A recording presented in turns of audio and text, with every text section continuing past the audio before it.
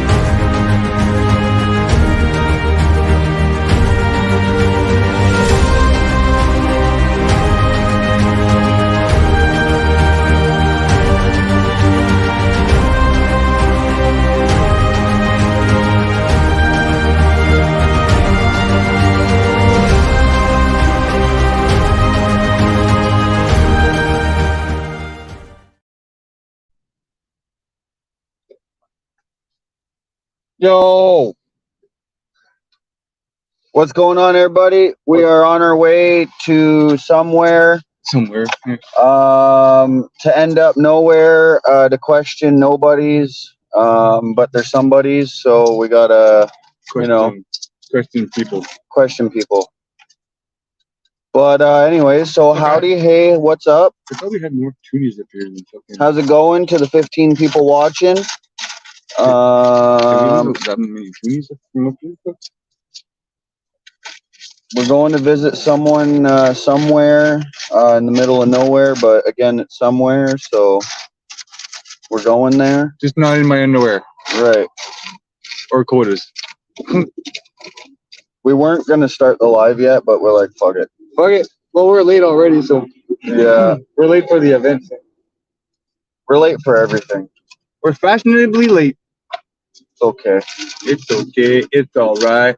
I got something that you will and won't like. Uh-huh. That's my shit. All girls want to touch my crap. Want to touch my pics. Your pics? Yeah, my pics. What's going on, guys? So anyways. Good Sunday afternoon, I guess now. So we're just going to visit some people in Calendar. I believe they're going too because they have flags. Hopefully they're going too. Let's go see who's out there. They're heading out. They're heading out to... Oh, this is the time we could roll with the window flag. But Chris don't like window flags on his truck. No, because the windows are always down. Well, yeah, we'll lose them. Well, fucking boom, gone. First 5 minutes I had one, and it was gone. Right? Yeah. After that, no. Not happening. I always forget. So I just fucking open all my windows and Oh shit! There goes the flag. I just always had them in my back windows, and I'd never let anybody open my windows. You open my windows, I you opened lose them my flag, myself. you open your flag. Yeah, I know. I'm like, I know. That's the problem. I've done it too. Lost my own flags. So what do you So want? what? What do you want here? Uh, Sit on the stick with donuts. Okay. yeah, Sounds good. sounds good. So what's going on, guys? Hello? Is anybody there? Hello? Hello? Good morning, Tracy. Or afternoon, Tracy. Hello, is anybody out there? We are just on our way to an event, like you guys seen earlier in the Hello. intro video. Oh, Juicy. Juicy, mamma mia. We're up to 17 people. Oh, sorry. Can you get a lighter dice cap made with chocolate milk? An extra large dark roast triple. Do you want anything to eat? Yeah, I'll take a plain bagel toasted with butter. A plain bagel toasted with plain butter. The ice cap is not with almond milk; it's chocolate milk, right? Yeah. And toasted as well. Yeah, toasted. Okay, we got it. And can I get 20 honey dipped Timbits and a fruit explosion muffin? Boom. Tracy, I am. No, that's it. Thank you. I am not in BC. He's in on Alberta because you know he moved from there. No. I'm in Ottawa. He's in Ontario. I'm just kidding. I'm not in Ottawa.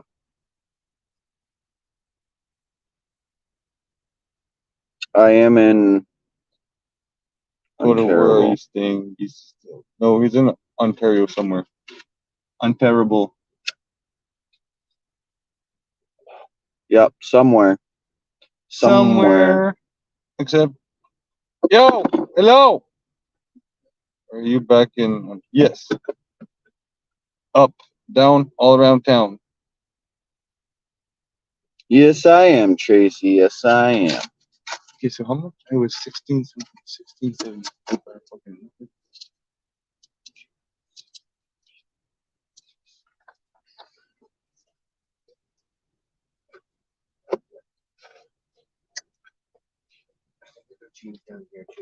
I got enough.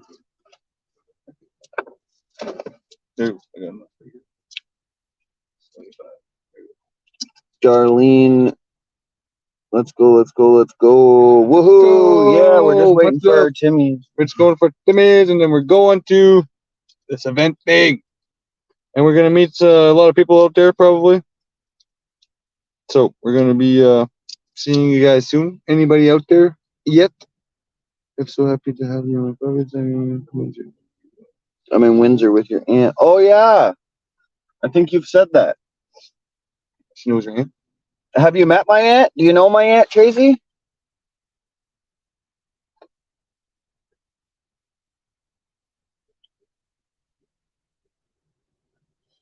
I plan on going to see my aunt in Windsor. It'd be really nice to see her.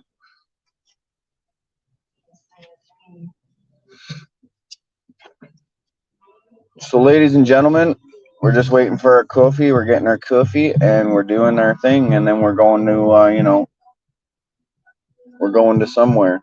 We're going to Alberta. Claire. Hello, Claire. How you doing today? Hey, Claire. No, not yet. What's going on, Michael? Cabbage boobs in the house. I gotta take the sweater off. She's a warm one, man.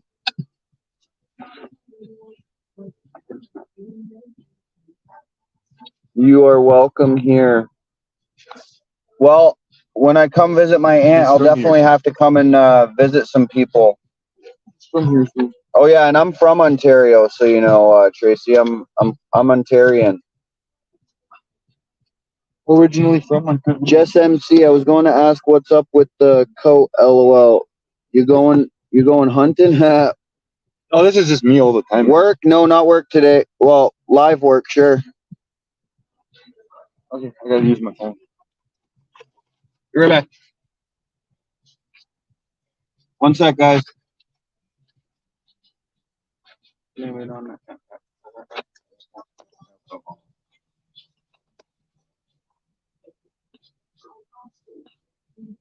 I should just like taking your points. You're always taking my points. Right? I've only got like some less than 100 points.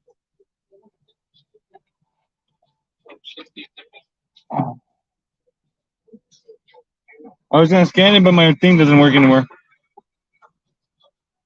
Tomorrow thing doesn't work there. Give me 2 seconds, maybe it'll work.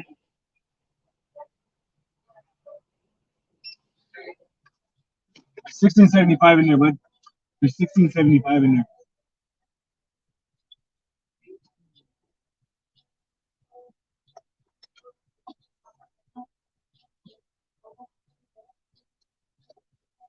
We're back. We're back. We're back. We're back. We're back. No, that's good, bud. Nope.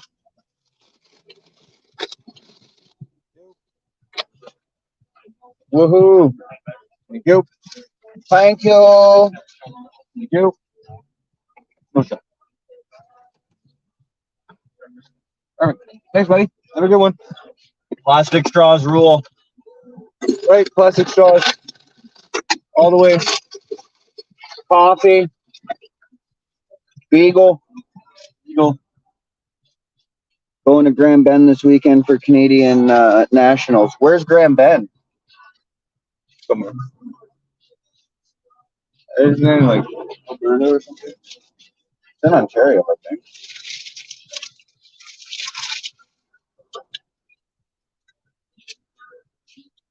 Oh, such a good bagel.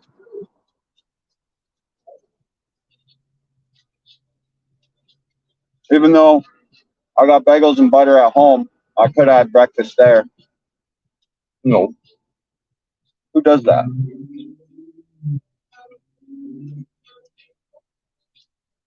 Working. Working hard, hardly working. Near Sarnia. Oh, I've been to Sarnia. Sarnia is kind of a cute, but also druggy little place. Sonia's on the border. We're going to an event, Claire.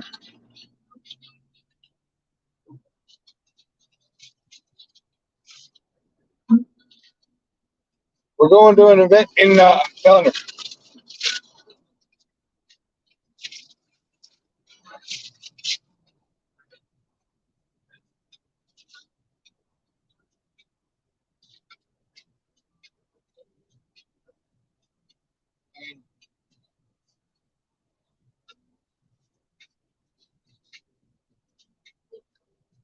Claire, Sudbury soon. Yes, Claire, I'll definitely come meet you. Chris and I both. I gotta give her a ride to something. Oh, you gotta give her a ride to Sudbury. Oh yeah. You're talking about something else. Huh? Still, I want to meet everyone. Anyways. Unfortunately, I can't go to the States, but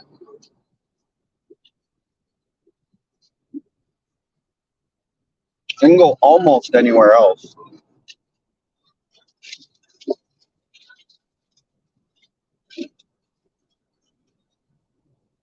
I have an assault charge from when I was like 15,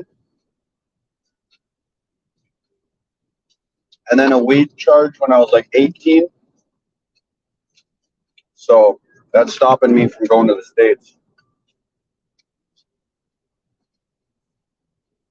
Not allowed to have those charges. I got to get a pardon.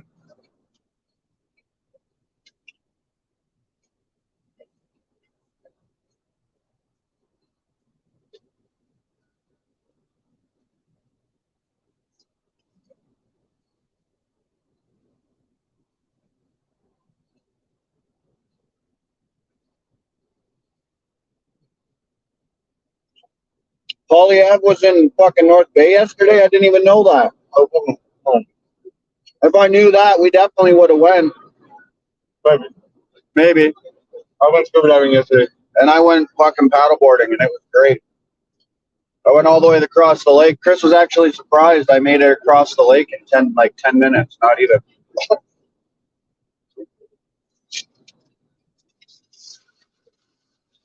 went scuba diving and he went paddleboarding and yeah, we disconnected yesterday. I was on his tail for probably like 3 minutes, okay?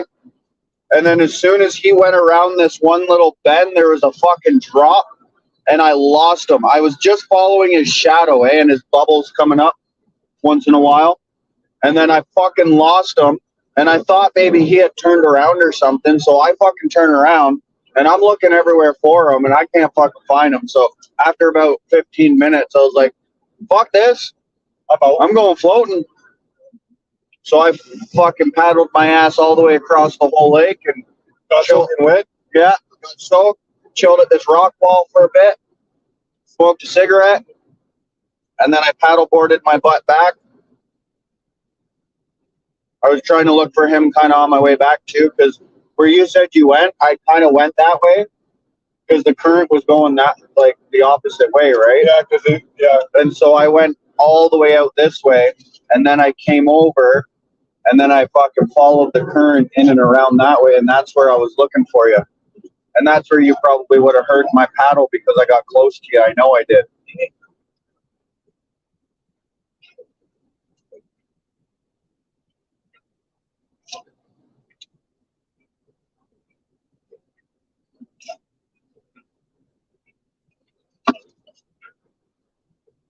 Oh, don't be sorry.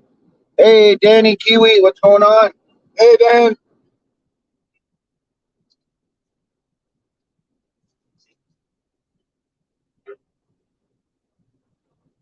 Hey, Ray Ray. Hey Ray Ray.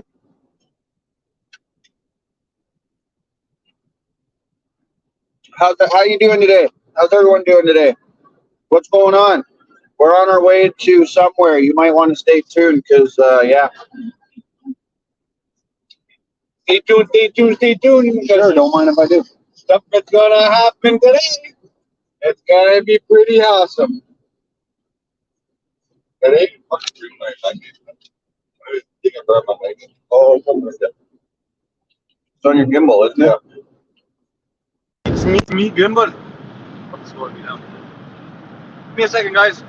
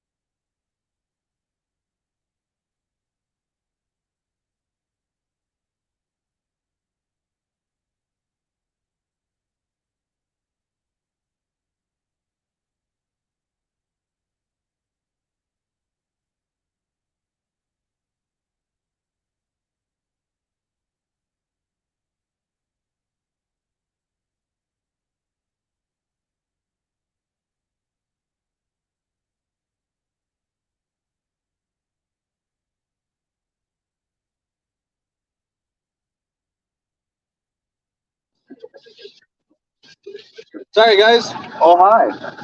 We're back. Sorry, I just had a phone call there. The lady with the horse, with her horse, is going to be at the event.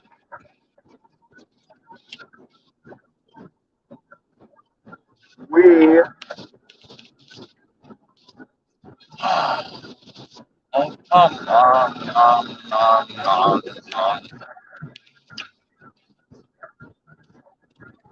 Driving going fucking 90. Go the speed limit.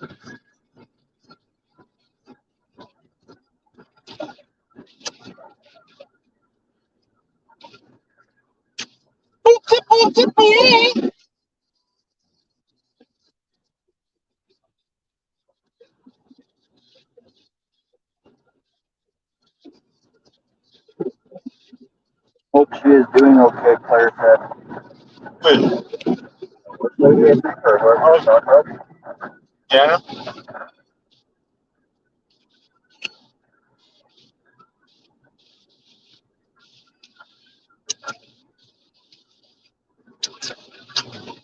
Deanna and Rain. holy fucking turd nugget. Why you? Oh my fucking god! That guy. Fuck yous all. Right? Fuck yous all, man. Like, I'm gonna fucking pass this idiot because holy fuck, man. So, ladies and gentlemen, Chris is experiencing a little bit of road rage right now. If you would like to, Oh, that is funny. oh my goodness, if you would like to contribute to some road rage, just, yeah, Put out some words down there that you can scream out. right? Peanut licking. Venting. Fucking Sunday driver On a Sunday. on a Sunday. Sunday for you, but it's fucking rush day for us. Get on my way. Just kidding. We're not in a rush. Well, I mean, we're only 40 minutes late, so. Shit. No, we missed the barbecue. We're gonna starve. I had a bagel. I'll be good. And I've got coffee. Okay, see you next time. Gotta go for now. Need to do more sharing. Go. Oh, it is a grandma driving on Sunday. Doing her Sunday driving. That went 110. This guy with the boat thing on his car just went over because he thought you were coming. He just switched lanes. Okay. Thanks, buddy. Right? What's the 110 to the price that? What else? $95. Okay, 109. Yeah. Yet again, cost patch 150. Right? Right? You're like, what? False advertising. Hey, speed people. That's false advertising for your fines, eh? That's $95, but when a cop gives you a ticket, it's 110 to 115. Come on now.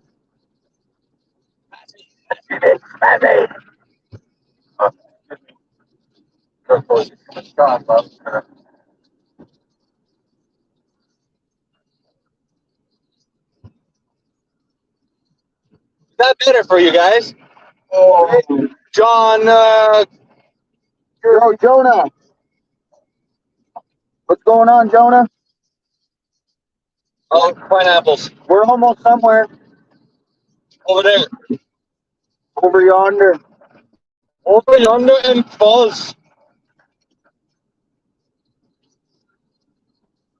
Hey, anyone here from Ontario? You ever been to the Devil's Punch Bowl? What? What's that? It's a fucking actually really awesome, beautiful place to go. Really? It's literally like a round fucking crater thing. You can walk down and it's a waterfall and shit, and it's like really beautiful. Is it in Ontario? Yeah, Really? yeah, it's near Hamilton. Yeah, it's not far from Hamilton. Yeah. Yeah. Cool. And then there's Balls Falls right by it. And fucking, yeah, yeah. Yeah.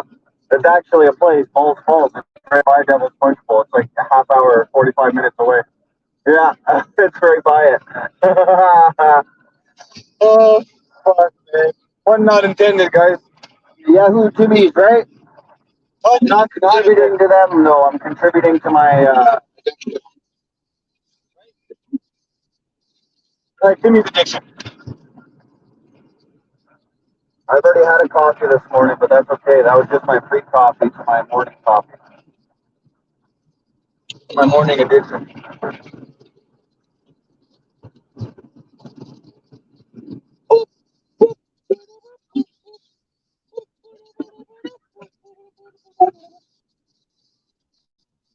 So, ladies and gentlemen, we're going to do stuff and things. You down? Stuff and things in the event. We're Are going you to in an event. BC? No. Why does everybody keep asking me that?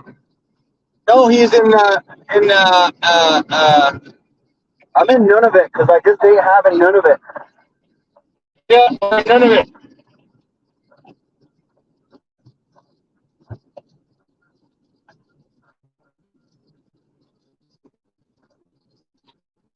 We are having none of this whole thing. We are family. Come on and hold your freedom flags with me. Okay. How about we do this? Since people are asking, Uh, for the intro again.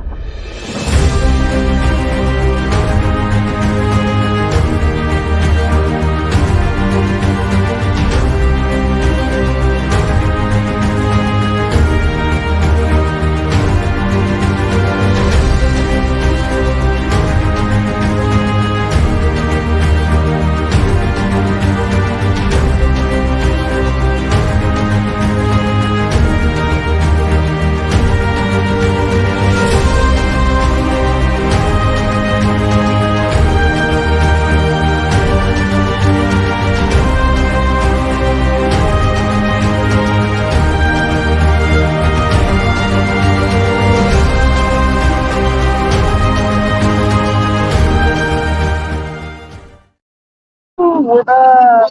go back. See, that's what we're doing today. I don't know if you guys got a glimpse of what we're doing today, but it was in the intro. That's going to be kind of our new intro, guys. We're going to be changing one clip out of it every time we do something. Oh, and just wait for our outro. If you think that intro's dope, Chris and I worked on something together today. And, well, I'm just going to say, mwah, I'm pretty impressed with what we came up with. That intro, though, that's dopeness all by Chris Self. He did that this morning while I was still snoring away. I was up at 7:30. I woke up at 10. It felt great. It felt fucking great. I was up at 7:30, so I started doing some editing and some intros and some. And then I looked at Chris, and as soon as I seen that, I was like, you did an intro, I'm doing an outro. And then I ended up halfway through it. I was like, all right, I need your brain. Oh, and we got this one too. Oh, yeah.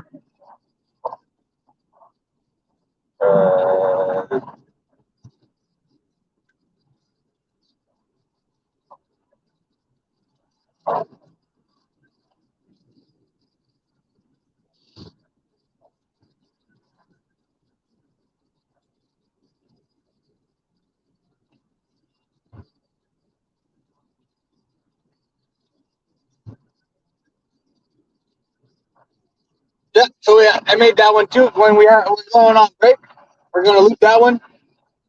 Secret. What's the secret? Where I am. Hey, you know where's Waldo? Where's Coda? Yeah. Oh, by the way, look at the shirt. Look at the shirt. Maple Blaze Productions. Flashy, flashy.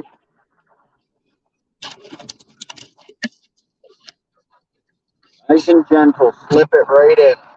Slip right in there.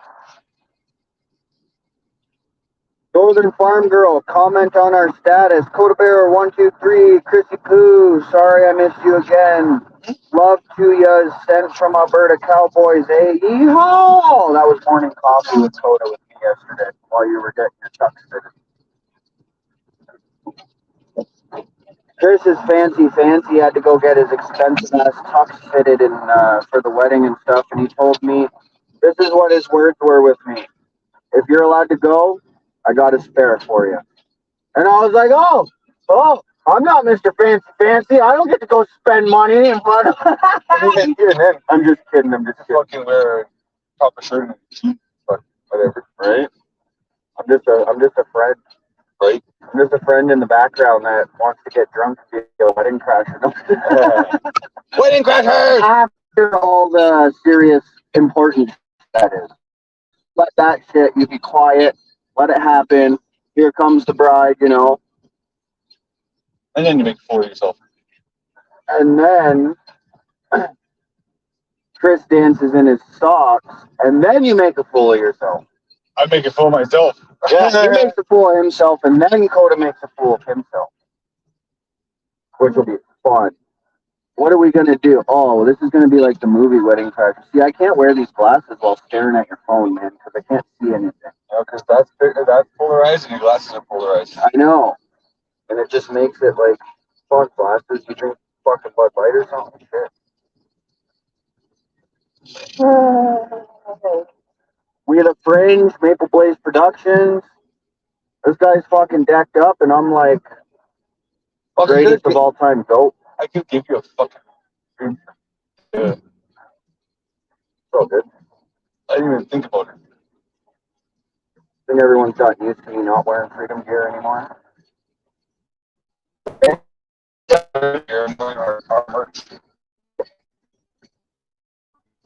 I know, I gotta get a fucking dope ass fucking Maple Blaze with my name on it.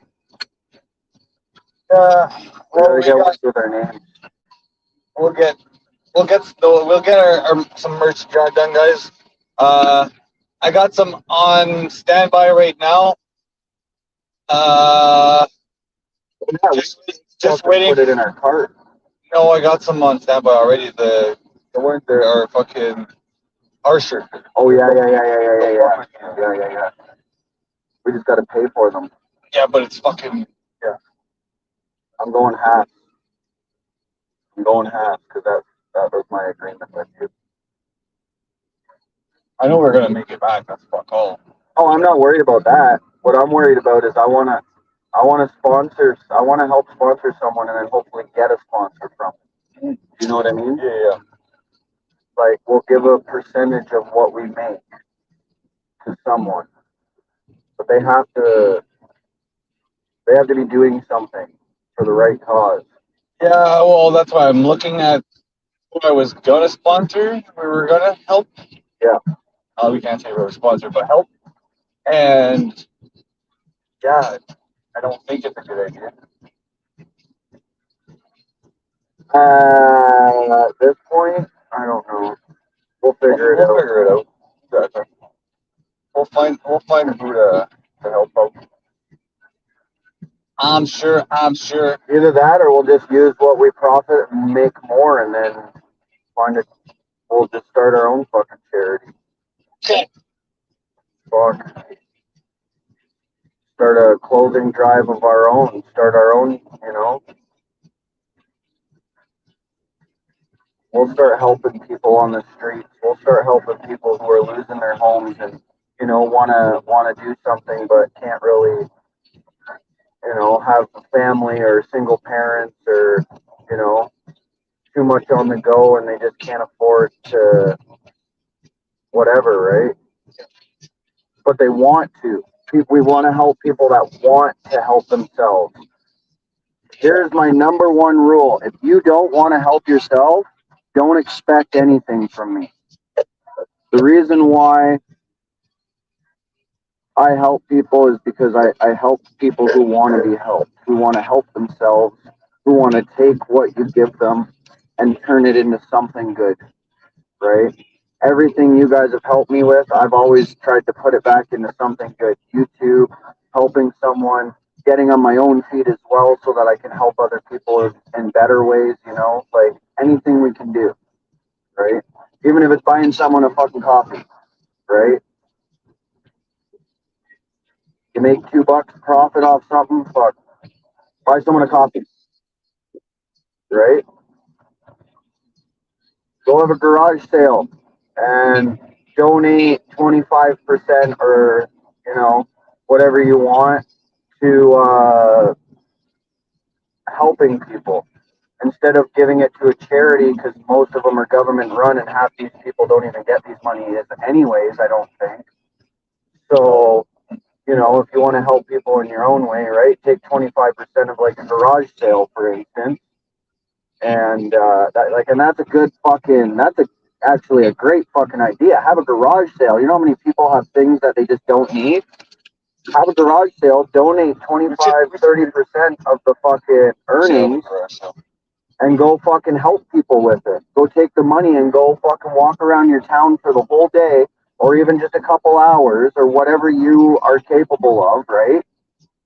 And just fucking buy coffee, buy lunch, buy whatever you know. If someone needs a pair of boxers, you know, like pair of socks, fucking go to a Salvation Army there or something. Go buy a whole bunch of cheap shit, Value Village, right? Stock up on a bunch of shit and then go hand it out to people, right? Right. Like there's a bunch of shit you can do. There's a bunch of places that you can get cheap shit from. Like, you know what I mean? There's things you can do. That's actually, I actually just fucking shocked myself. I just came up with some pretty bright ideas there. Like garage sales, man. Guys, how many people have shit in their house they just don't need? Doubles and triples of this, fucking, you know, had this sitting around for 10 years, shit. Still brand new. Don't need it. Don't use it. Never used it. Never even thought about it. Just sitting there collecting dust. Right? Fucking shine her up a little bit. Fucking throw her out on a garage sale, man. You know? And then go help some people. And while you're helping people, they're more likely to listen to your like-minded conversations. Think about that.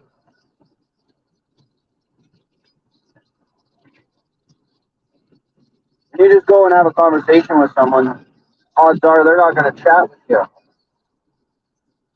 you go help somebody, well, now they're going to spark a conversation with you because you just helped them. So now you can bring up some things of what you would like to talk about and see if maybe, you know, you can change their mind on a couple things and open, or not even change their mind, but open their eyes, open their view, right? Open their change your perspective. Yeah, yeah. Or even, yeah, just give them an open mind, right? Let them have an open mind. You really want to make a mind. I almost dripped coffee on myself there. My brakes are full of dust from yesterday. Right? Oh, yeah. Do something, like, you know, fuck. Go cut someone's grass for them for free. See someone struggling, old lady, old man out there having a hard time.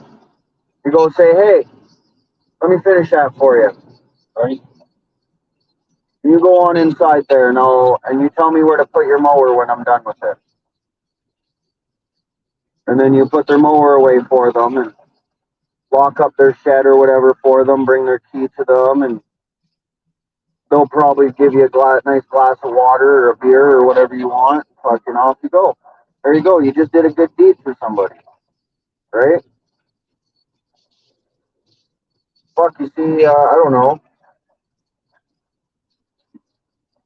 someone's light hanging over above their door, you know, kind of tilted over. Fucking go grab a drill and a screw and go tack it up for them.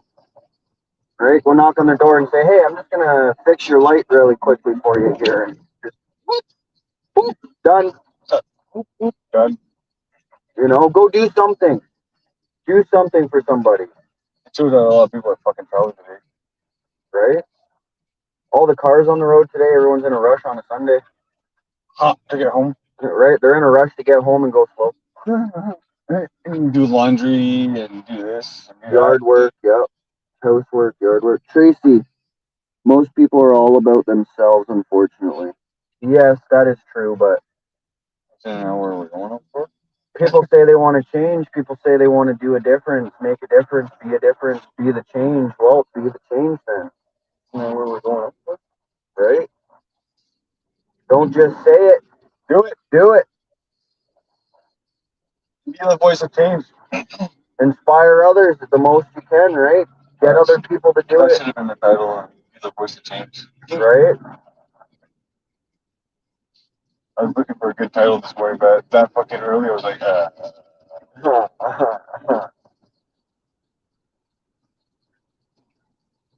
Be the voice of change. changing down the face. But just do what you can. All you can do, man.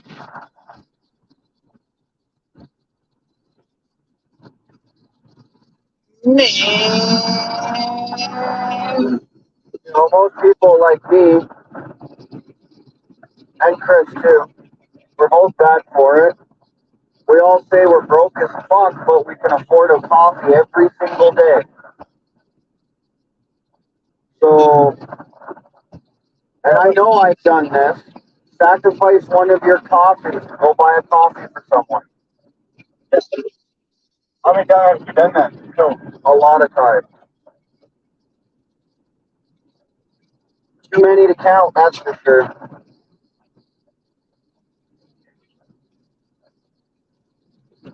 You can only lead the sheep to the truth. It's up to them to wake up. That's true.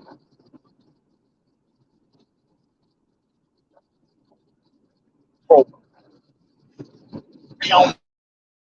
We're in the races. Not even. We're not even going back. hi, Tina. Hey, Gina. Good morning. If you go watch our intro, you'll know what we're doing. Why do we have to put our intro again? Nope. Nope. No, just kidding.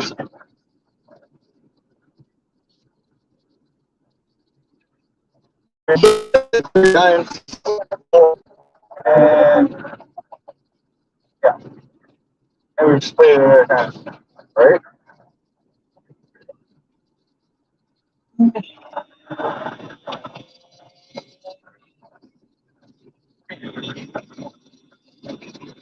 How are you and James and Mom doing, Tina?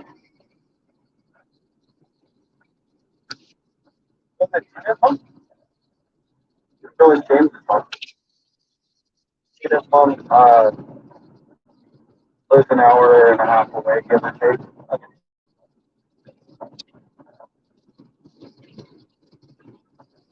I met Tina's mom, and she's very nice.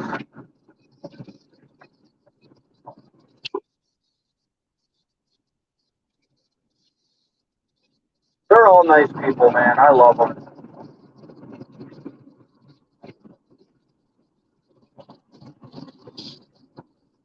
Got to know James's mom, and she's a sweetheart.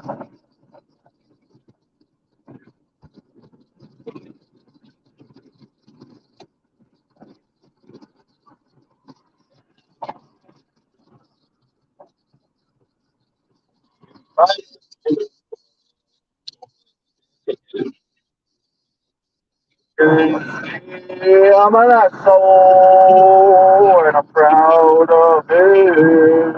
I'm an asshole.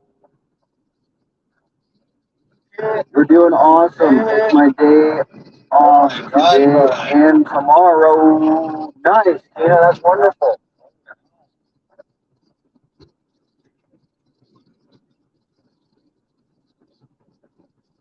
175, 168. Yeah. Truck stop.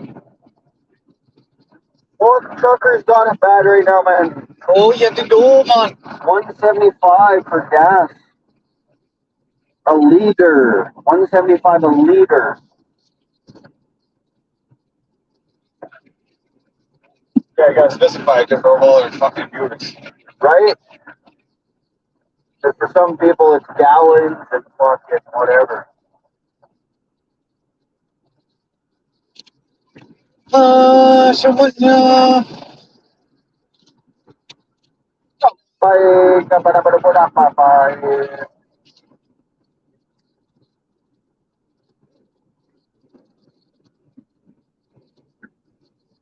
What's everybody up to today? What are you doing? What are you doing? How you doing?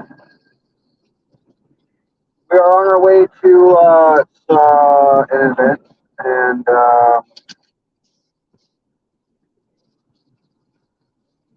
we're trying to debate whether or not you guys are going to like us after today. I guess we'll see later, because when we end it, we're ending it. When we're done, we're ending it. And you guys can give your opinions on the next stream. And if you hate us, you want to unsub, go ahead. If you want to show everybody and spread it out and get us more subs, fuck, go ahead to that too. We appreciate it, all of it. Holy fuck, Brian paid $1.98.9 yesterday. Holy fuck. Brian. BC's outrageous for gas prices, man. Like when I was there, it was over $2. Really? Yeah. Oh, yeah, cool. Lowest I seen it before I left, I think, was like $1.80. Really? Yeah.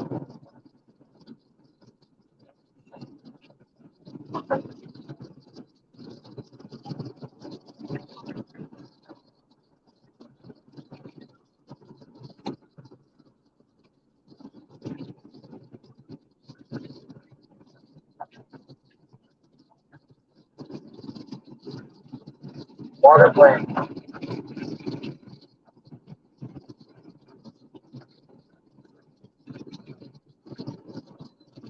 Okay. What? Okay.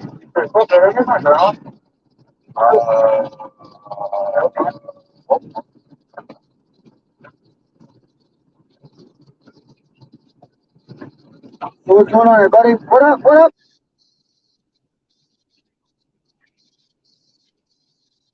We're getting there. We're getting there. We might have missed a turn, maybe not. I don't think so.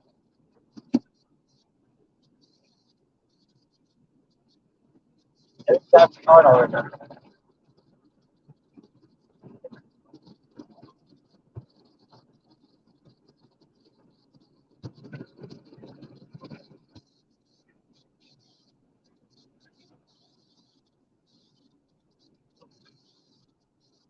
That's dust.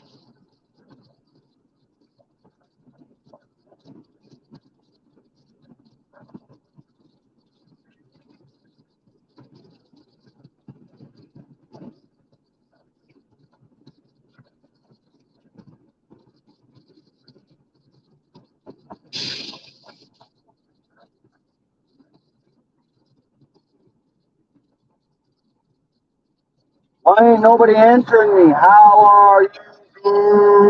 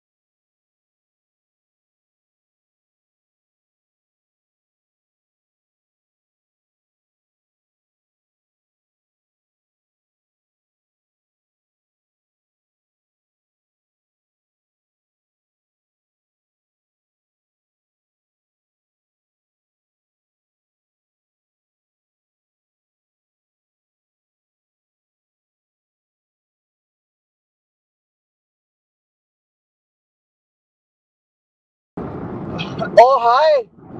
Oh, hi. Hi, how you doing? Hello.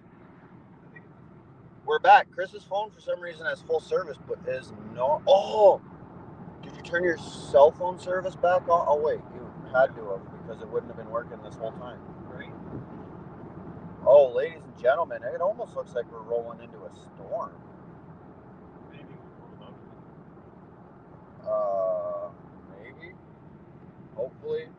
But if y'all guys didn't catch me, what are y'all guys up to today, tomorrow, this week? What's going on? Howdy, y'all. What's going on? Chris and I are going to be questioning some people today. Ruggaroo. Flooring. Blah, blah, blah. La-di-da-da-da. So, yeah, is that where we do go? Yeah, do go. Yeah, go. Yeah, do. I don't know. We go look.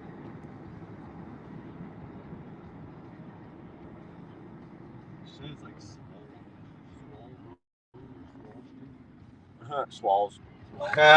Swalls. Swallow. We're going. Hi from Germany. Hey, what's going on, Joe? D. Joe. What's going on, Joe? Much love Yo, to Joe, how's it Germany going? from Canada. Much love. Here, flaggy. Right?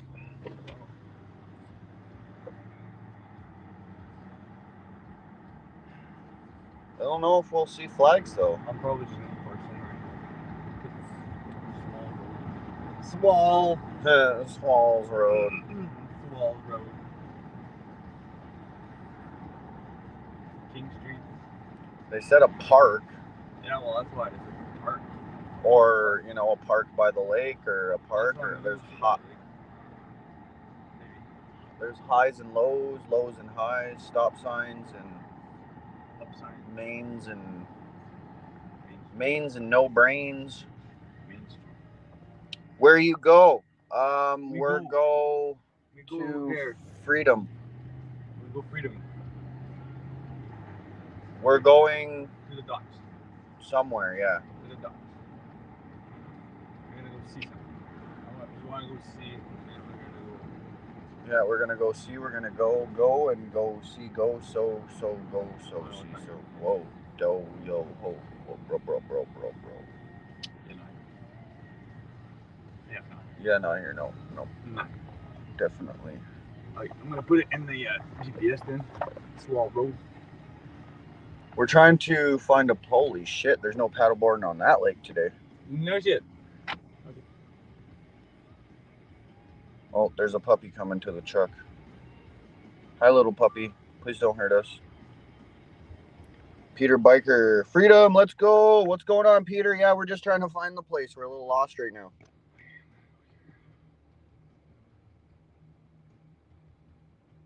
Bear with us for now. I guess you can see the lake.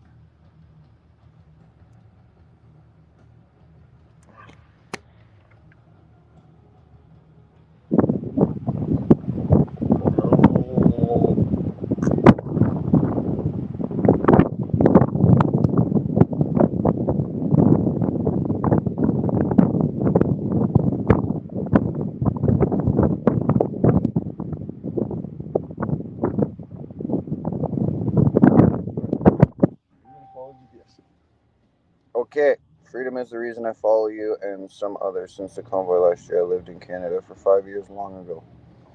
Nice, okay. I don't know where the puppy went there, but yeah, it's over there.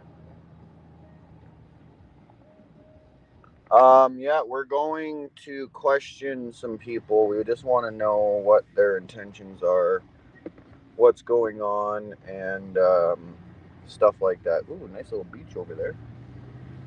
that's Kelly Beach. So we follow GPS. We follow GPS to the spot. The spot. To the spot. To the spot. We will find them. Sputter. We've spotted. It says to take a left. Take a left here. Take a left here. Oh yes, yes, yes. Everything you want in a box to the left. Right before I maneuver. Freedom!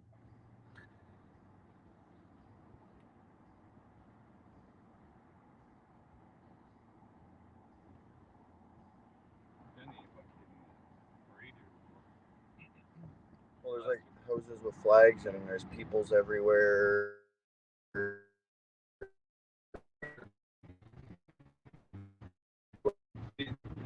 They are a lot of Freedom. even fucking the council and everything. Never support. You see flags anywhere? No. Lots of people in there. No. You would think they would have done it Like somewhere here, like that, eh? right? No. That's MRT. Yeah, hashtag Coots. Go Coots boys. Let's go Coots boys. Get them free. Freedom.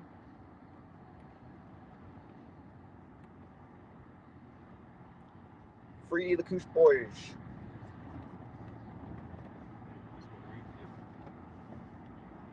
Swall Street. Welcome to my Swale Street. Swale Street. There's flags. There's flags. He was in town too earlier. Yeah, he was at the thing with us. You should have just seen your freedom stickers and turned. Right. So I don't see no fucking. I think I see like a pot. No, I don't see diddly squishers. I hate when they don't give addresses. Oh, I know. Oh, there's a lot of people going there. Looks like there's a lot. Oh yeah, we just took the look back a little bit. Oh yeah. Oh, I see flags everywhere. I see flags. I see flags. Oh yeah. Oh yeah. Oh yeah. There's a lot of people here. We should park right here and just fucking walk right there. Ah, sweet. We'll walk in the back way because you know we're special. Right? Oh, is it? Can we park it? Who cares if we can't? Look at that, we are. We should park right there. Hey, come on, guys, just park. Yeah, just park. Let's go. Like we're in a truck. We'll just push you out of our way.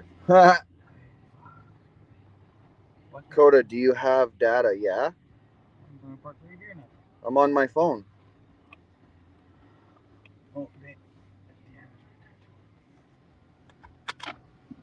Not on our horse or on our horse? on our horse. Oh, I see her too. Well, all right. Gimbals. Okay, so ladies and gentlemen, I'm gonna throw you on my gimbal. Gimbal. Let's hope this shit doesn't spaz out on me. Cross your fingers for me, everyone.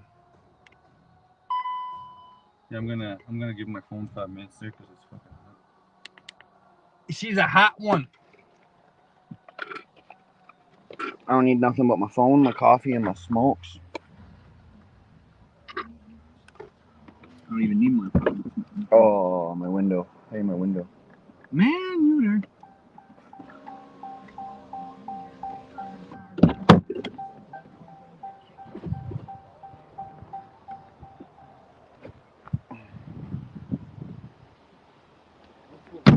Okay, hold on. I'm gonna mute you guys for a sec. We're taking a quick break.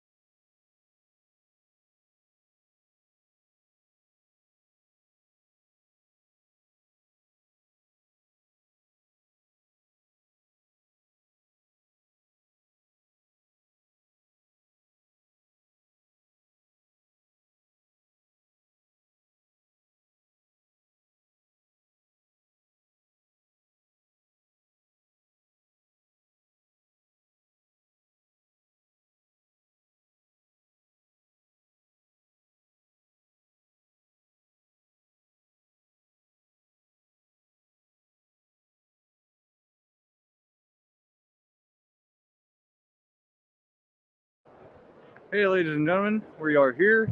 Hey, Peter. We are just having a smoke. People are inside.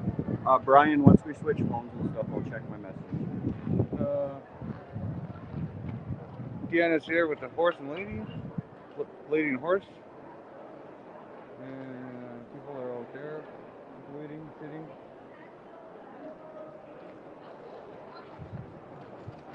So, I wish I had a skateboard now. You want me to take that now? Yeah, Brian, as soon as we switch phones and stuff, contacts a lot of Canadian Freedom alternate right community right now. Right? Are you walking yourself? Hi, puppy. Are you walking yourself? How's it going? Not too bad. Yourself? at least she has her leash on, right? She'll grab it, hold it, grab it, and then she shakes the seal off. Hey, Joe Fly, much love. I sent it to Chris also. That's awesome. Get your leash, let's go. Walking herself. What did you send, Bri? He sent both of us a Facebook message. Is it on the gang thing?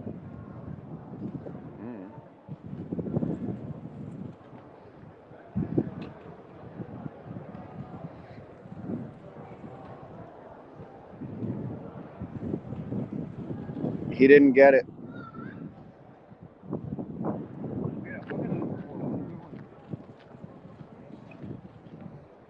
Chris didn't get it.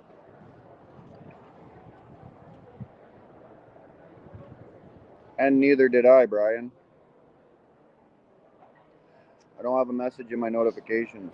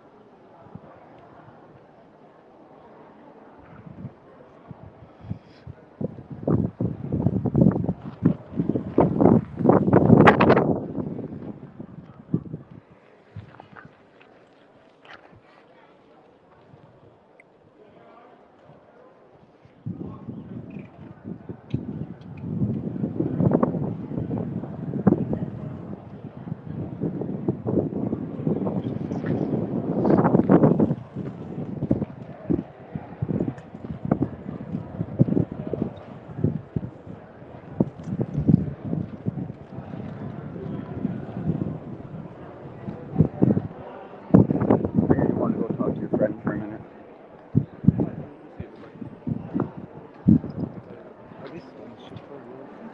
Oh yeah. Nothing's free. Nothing's free when it comes to freedom. Look at a horse, everybody. Frank Smith, where are you at?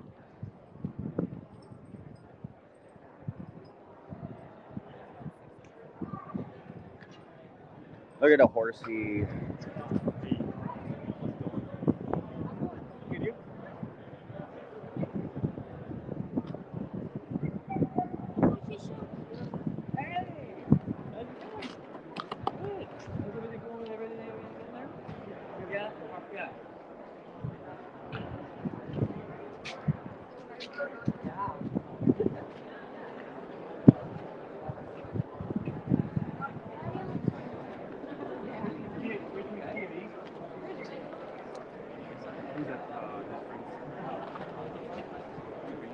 Hey, buddy.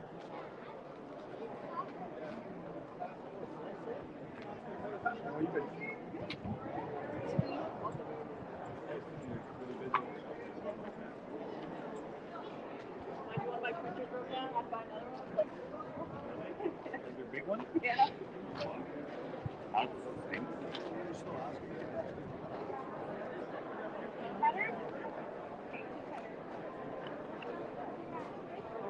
See, I've been around a lot of horses, but ever since Ottawa, man, it's just seeing people like you on a horse. It's fine.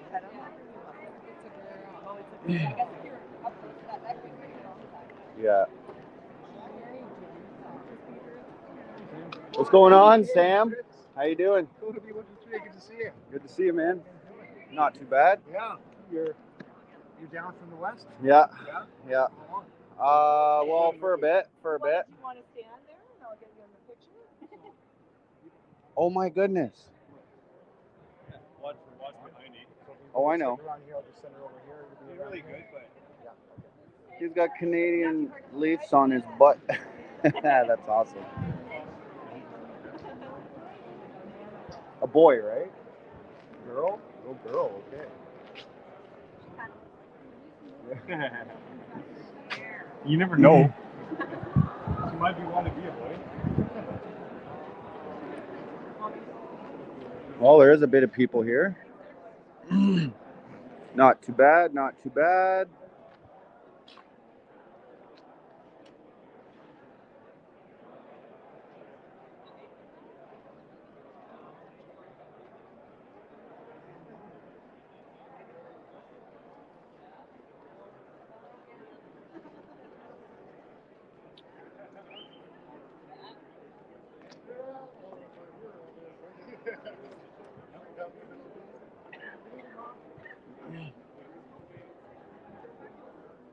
I thought you weren't coming. You were gonna come. Hi, how are you? I don't tell anybody anything anymore. Oh, whatever. Yeah. I'm not anybody. Nice to meet you. Yeah, you too. Always good. Always good. Always good. Always good.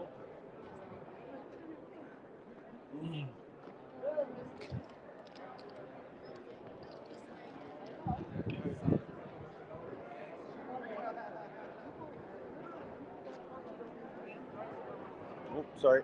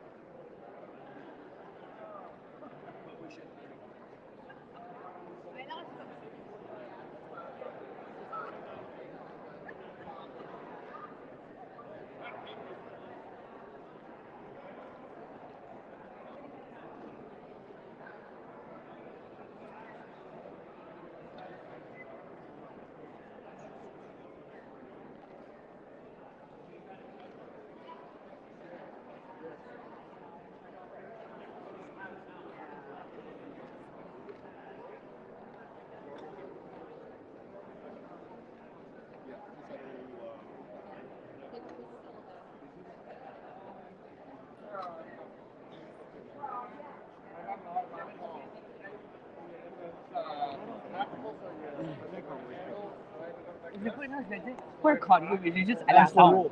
No, yeah, well, okay, but there's some people that said that they wanted to do a solo. Okay. Look at these guys. But it's like fucking so last minute plan. I'm like, if you would have let me know at the beginning of the week. Oh, I didn't know. When I asked you, she had just asked me. She's like, ask Chris if she wants to come. Okay. So she texted me. Ask him, Paula. You could go something in I know. Vea, prepara su ropa. Prepara su ropa.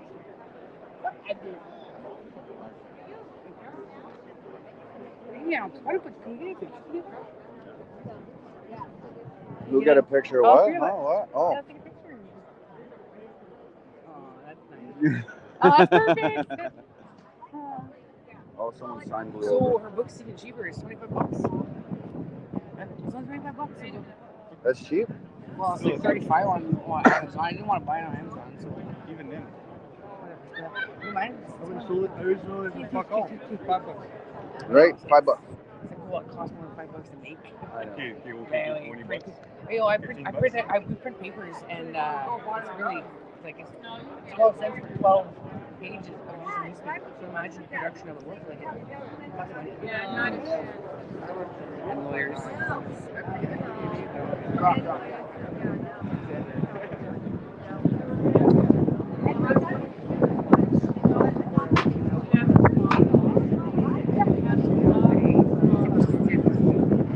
Oh, you're hilarious.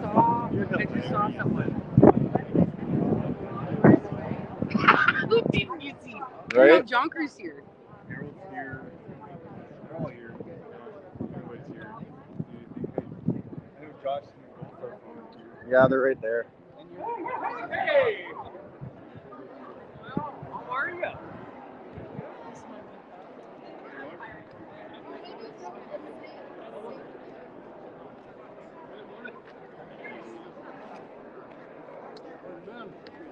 How's it going, Tom? Good. How are you? Not too bad. I'm trying to remember your name. Coda. Coda. He was one of the truckers that were in Ottawa. Yeah, I know. We had you on our stream at the Unacceptable. Yeah, the one where I didn't realize we were live on the Yeah. first joke. I said, drugged. Yeah. Yeah.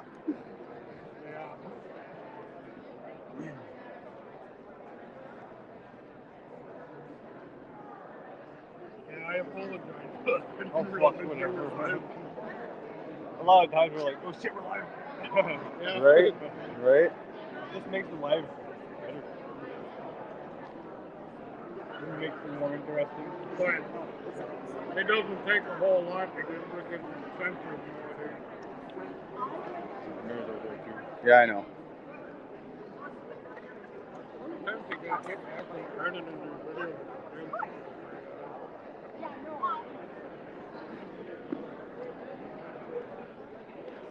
The real virus is common.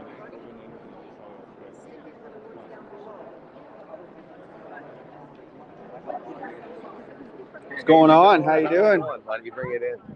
You back here? You back in town? Yeah, for a while, yeah. Nice. Been just working away, doing my thing. Good for you. Good for you. Yeah. Nice to see you out here. Yeah, you too, man. I thought you were at Westville, right? I was, but I was like, no, I gotta. My kids and shit are out here, and Long time. Yeah. I keep up with you online. Yeah. On Instagram. You're on my Instagram, right? Yeah. I share your stuff. Yeah. Appreciate it. Yeah.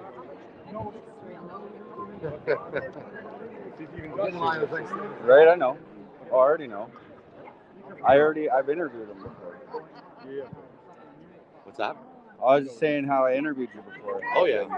You live right now? Yeah. Yeah, just showing what's going on and what is this event? It's a book signing for Tamara.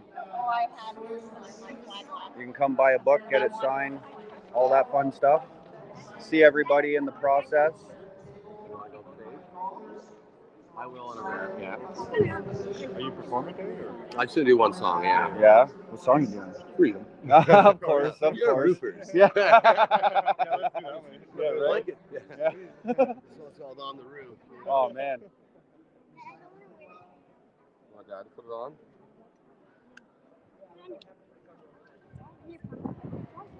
Hold the line with Josh, Tamara, etc.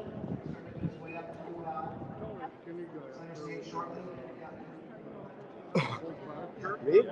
I gotta go. Well, I see him on Facebook. Sam's speaking right now. Sam from the Little I Shed. didn't want to go walking up like I knew him, and then it's not in. Sudbury or...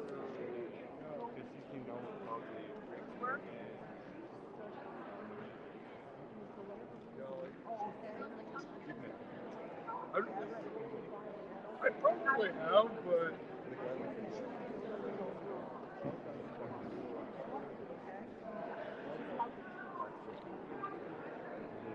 Oh, I need a garbage. probably not on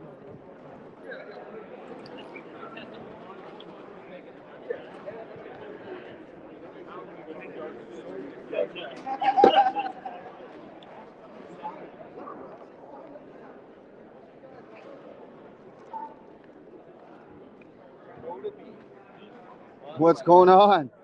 Yeah, you too, bro. How you doing? Good, good. Yeah? Thought you were out in Alberta? Yeah, I was for a while, yeah. I came back doing some work, gonna get my kids and shit, Right on. do some shit, work on some stuff.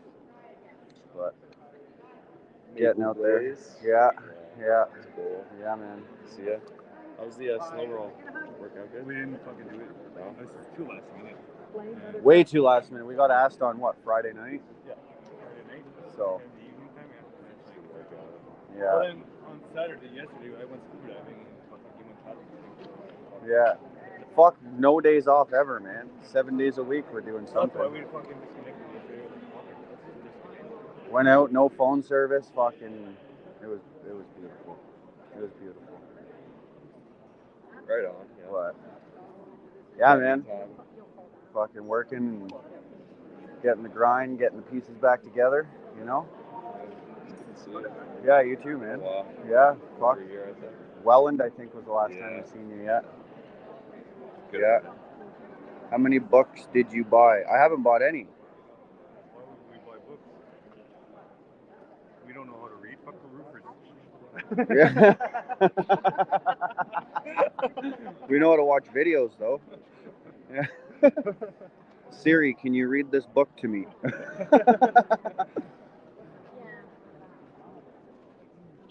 That was Keely. I met him at the accessible thing. Yeah.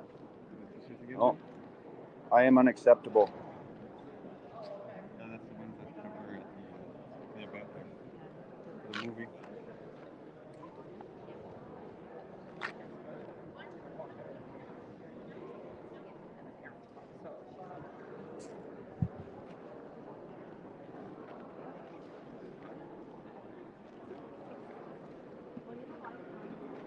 Yeah, I didn't make it.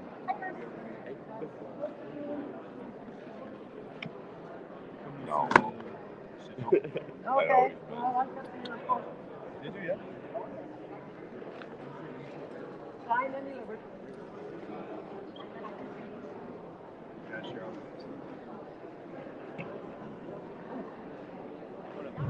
My back. I've been busy since Friday. Okay, welcome everybody. You almost ready here?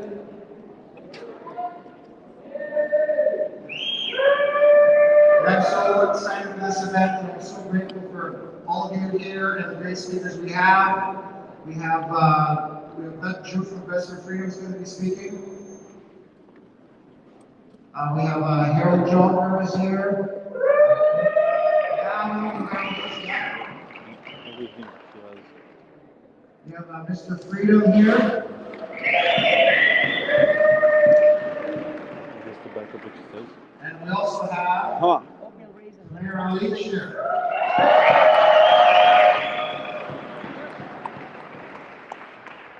Sort of the perimeter, we have Rain over there with Diane. Over to the Freedom House. We also have Dan Freeman. We have the honor of interviewing Tamara. Dan. We should be doing journalism full time because that would be the highest standard we could have. I don't care what you say, Dan. Okay, so we're going to open this event off with, of course, singing "O Canada." Let's start. Mr. Freedom is going to come up here. Backyard Jacko, that's why we're here. They're singing "O Canada." Before I start, I also want to thank our truckers. Let's go.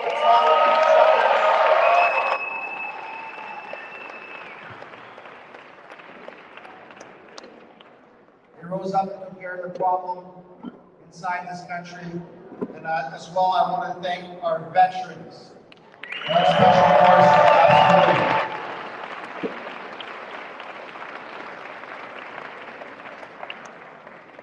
Thank you, Vets for Freedom. I think we're up to like 3,200 members, I believe, that have joined this special cause right after the convoy.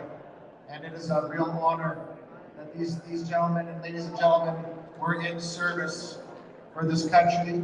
And obviously, they really have a conviction that their service has never ended, and they've formed this great organization to stand up for what this country was supposed to be. So thank you, Vets for Freedom.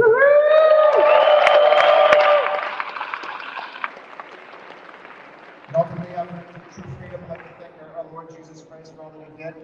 So we want to do this the way it should be done in schools. We're going to start with the Lord's Prayer. And then we're going to have Mr. Freedom sing "O Canada." Right?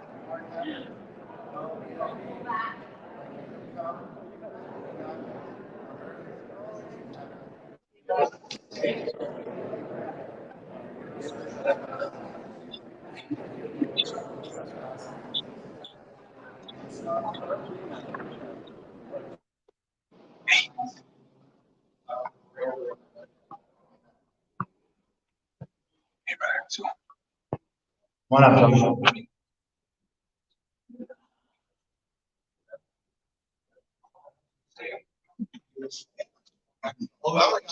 Joshua. You guys all know the words. Oh, Canada,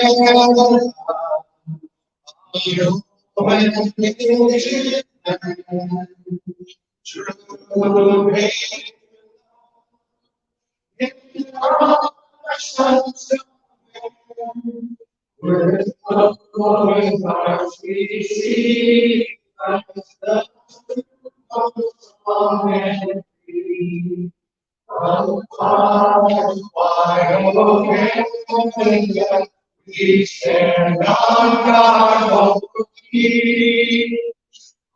God is my glory and free. We stand on God for thee. Oh, Canada, we stand on guard. Oh,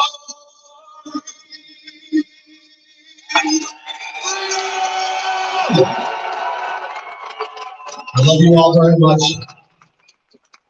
A lot of speakers coming up right now, so I'm going to like to go back to Sam, the Freedom Tour, and I just want to give him a big hug. If anyone else needs a hug, I'll be here all day. No mask. You have the freedom to wear one if you want, but just not here.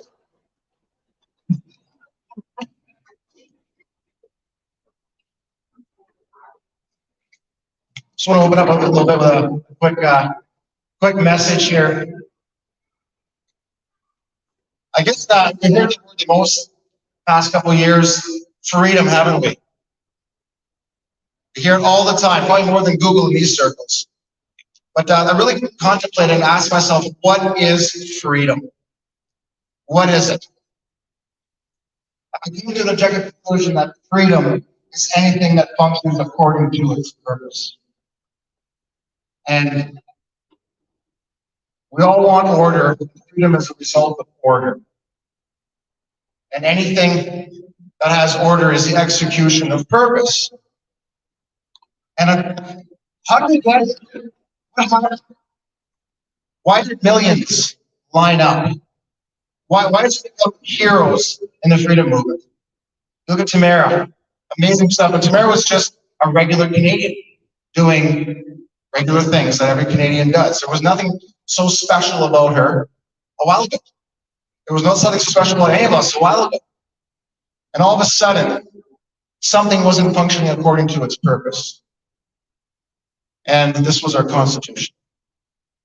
And then people like Tamara and people like you guys stood up and realized there was massive consequences going on in this country because our Constitution wasn't functioning according to its purpose.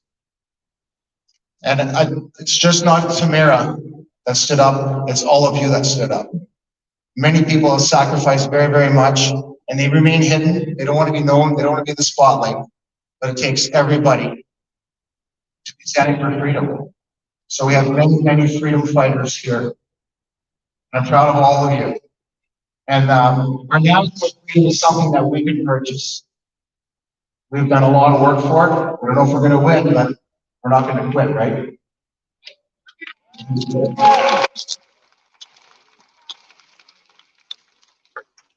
And not only our Constitution isn't functioning according to its purpose, neither was our media. Okay? It's very hard to have purpose with lies, right? Because lies just breeds deception. Our education system was not functioning according to its purpose. Our medical system wasn't functioning according to its purpose. So much of this country has been broken down because it doesn't function according to its purpose. So we stood up. And we're exposing the lies, we're speaking the truth, and we're wanting to bring the solutions. So for all these freedom fighters, this is what it takes.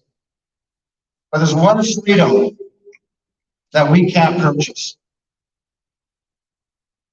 And I think the ultimate question is what is the purpose of humanity? Ever asked those big questions? Who are we? Why are we here? What's wrong with this place? What must happen to make it right? What is truth? What's right and wrong? And what standard and who decides? These are the big questions that I think we're all tormented by, and that there has to be an answer. And why is humanity in such a crisis? Why don't we know our objective? Why are there so many problems?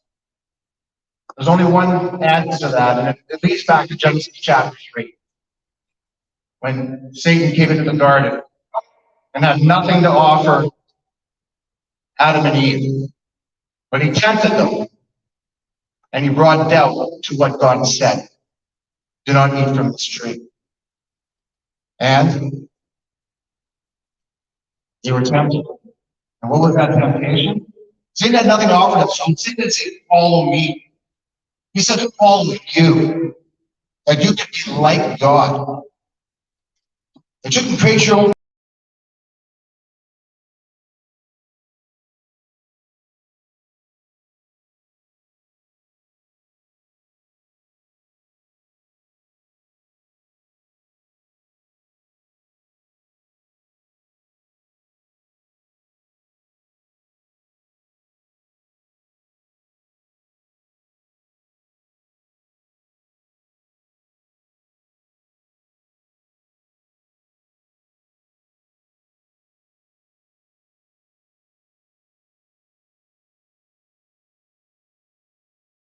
One person that's the ultimate freedom fighter that we can't do what he did. And that's the Lord Jesus Christ.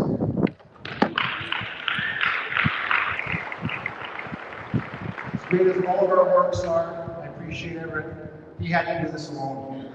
Because he is the only one that can live the perfect life that was required from us and pay for our sins to redeem us and give us hope and the ability of a new nature, that we would be able to follow him, put our trust in him,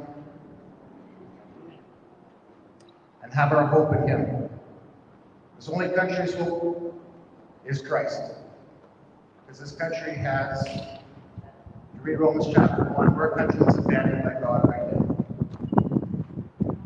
Justin Trudeau is what happens when a country is abandoned by God. And this country needs to repent ultimately and needs the one true Savior. So I just want to keep in mind that you're all freedom fighters, but there's only one freedom fighter that can really deliver us from what happened in that garden, the death that came from us when disobeying what God commanded us to do. And the prescription was in Genesis 3:15, the seed of the woman, which is Christ. So that's really our own true hope. And I want to be able to, there's quite a few Christians in the freedom movement. And we started a small little chapel. And we also teach a course called Science of Thinking, the Nature of Reality. And I think that's what we lost all this is our education system. Whoever owns the education system owns the minds. And we remove logic and morality from education. We replace it with emotion. And that's what we have to win this back. If you have your children in the public education system, I would really reconsider homeschooling or other viable options. That's where they're getting their lives, folks. You know, our kids going to government, get them out of there. Get them out of there. So, yeah, so the teaching course called The Science of Thinking, the Nature of Reality, Hope for Man. Follow man is hope for mankind. And come talk to me afterwards. It gets together. If you don't know the hope and heaven of Christ, come talk to me, or we can point you out to believers here as well. So, and I also want to, so we're going to start our chapel. Thanks for coming. And we're going to get a very important, our headliner, I'd like to call our headliner, Drew from Vets for Freedom. Where's Drew?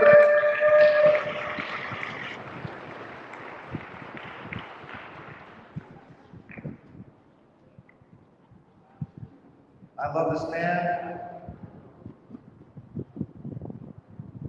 Vets for Freedom has a very important mission. And I think it's probably one of the most important missions in the whole movement. You're going to hear why. Because it's going to give us the support that we need to fund all those that are getting in. So, Drew, And this is a veteran, folks. I just love what these guys are. Like I said earlier, you guys signed up at the beginning to serve this country. And now that this happened, you realize that it wasn't meant not being served. And now you're doing it out of your heart right now, all these volunteers. So I love you guys. Thanks for being a great country. Thanks for being for us now.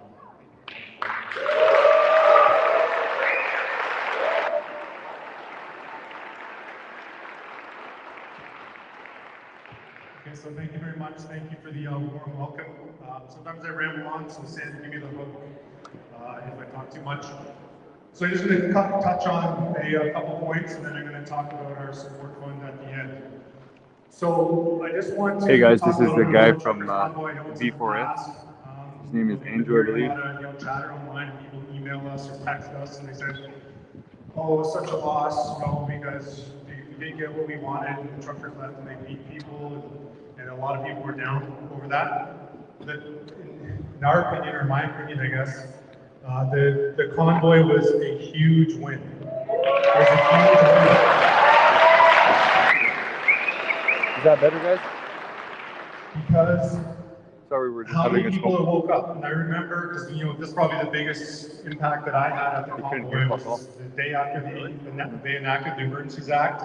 What did he And say? I remember being in a room with all the block captains and truck captains. There was 40 or 50 of them, and I was on my knee like a quarterback. And this is what I said. I said, look, if you want to leave, there's no shame in you leaving, right? Everyone has a different level of tolerance for violence, which is probably coming. So if you want to leave, there's no shame in leaving. However, if we stay, we don't have bombs being dropped on us. We're not taking incoming enemy fire. They won't kill you.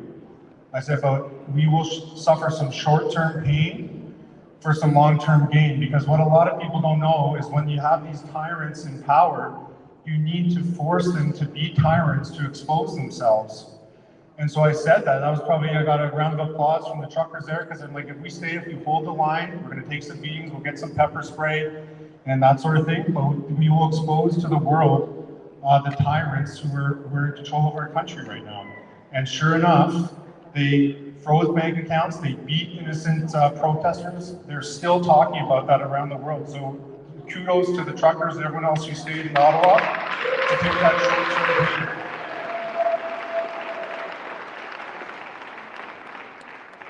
So a couple other things I'm going to talk about. This is again sort of military style stuff. So in the military, we have 3 levels of, management. You have the strategic level, which is the generals and senior non-commissioned officers. You have the operational level, which is sort of your middle management, and then you have your tactical level, which is like boots on the ground, where you're actually going out and doing things. And with the military, it's taking the hill or boarding that ship or whatever it is we're doing.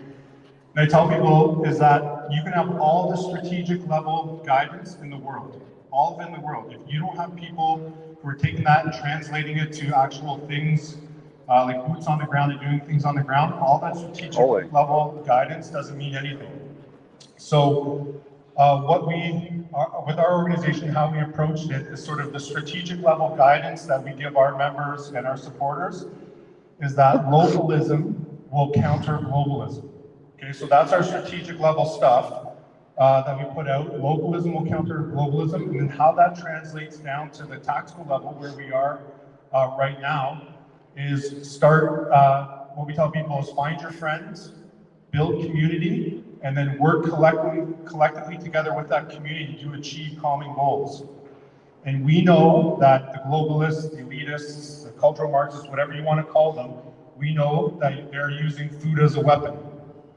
So since November of last year, we have been pushing food security for everyone. Focus on food security, get involved, support local farmers, start to grow your own food. Does anyone here ever heard of the term victory garden? Has anyone ever heard of that? So in World War II, in the UK, they did this big campaign to get the local citizens of that country to start building their own farms and gardens and that sort of thing, so that they could help feed the hundreds of thousands of soldiers and then feed themselves and that sort of thing.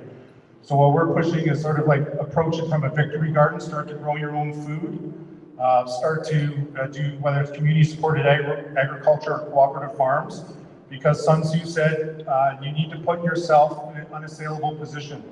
So we know they're using food as a weapon. We need to take that weapon out of their hands and put it into our hands so that we're in an unassailable position, and they have no control over that. So that's so some of the guidance that translates down on to the tactical level is focusing on security.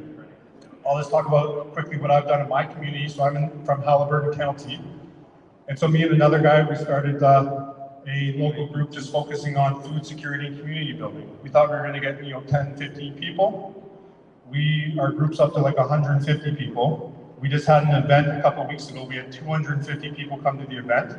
We're now doing monthly potlucks, getting together, building community, taking tours of each other's properties, and then also exchanging information, how we can help each other. One guy who was at our potluck yesterday was, well, I'm an electrician. I'll come and help you. I'll do electrical work at your place. You can come over to my place and help me out and that sort of thing. So that's how we have to start approaching things, is from the local level. So build community, focus on food security, and help each other. Well, actually, I'm not going to talk about this. It's a little bit controversial. If anyone here is a QAnon supporter, come and speak to me at our tent after. I have a little bit of information about that, if anyone is. I don't know if they are or not, but I won't say it up here because it might bother some people. But the big thing we'll talk about for the rest of my time now is the support fund.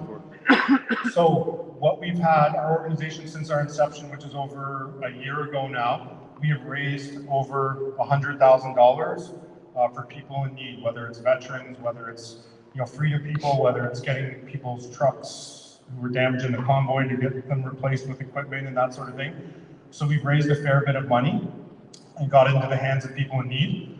So what one of our supporters came up with the idea about a support fund. He said, look, why don't you just get a monthly sign up, and on that sign up get people to donate $5 a month, and then whatever initiatives that we have for that month, it's a form of monetary populism. So you get sent a ballot, and that ballot says, here are the 3 initiatives.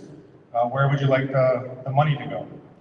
So we started thinking about that, and we're like, wow, if we could get 5, 10, 15, 20, 50,000 Canadians giving $5 a month, then we actually have some power to get that money into the hands of people in need.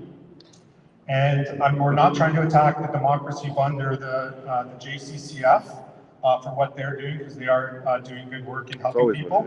But this is something where we just get the hands directly into the money, or the money into the hands of the people who need it. So for June, I don't know, does anyone here know who Sheila Annette Lewis is?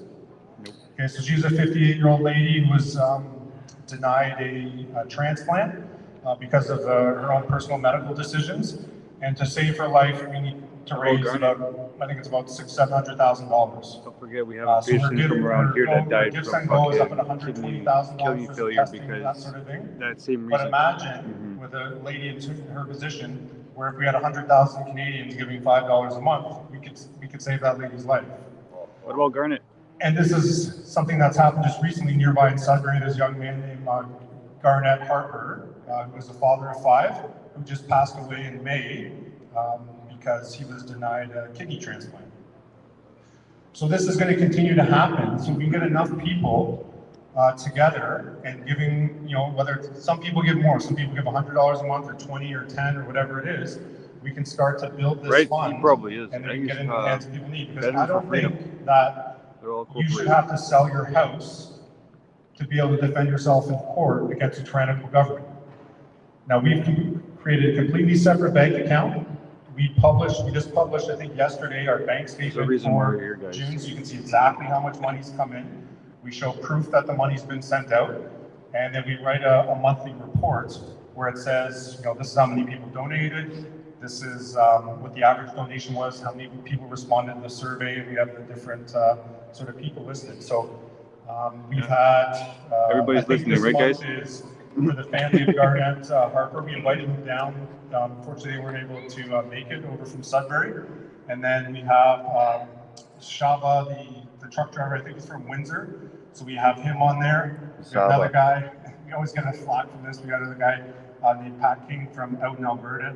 If people are, oh, you guys are backing, and you don't like them. It's like, whether we like him or not, or whether you like him as an individual or not, it's like irrelevant, because the fact that he's being targeted by the state, What about Marcus Ray? we should all collectively get together. I don't care if it's some left-wing lunatic. What about Marcus Ray?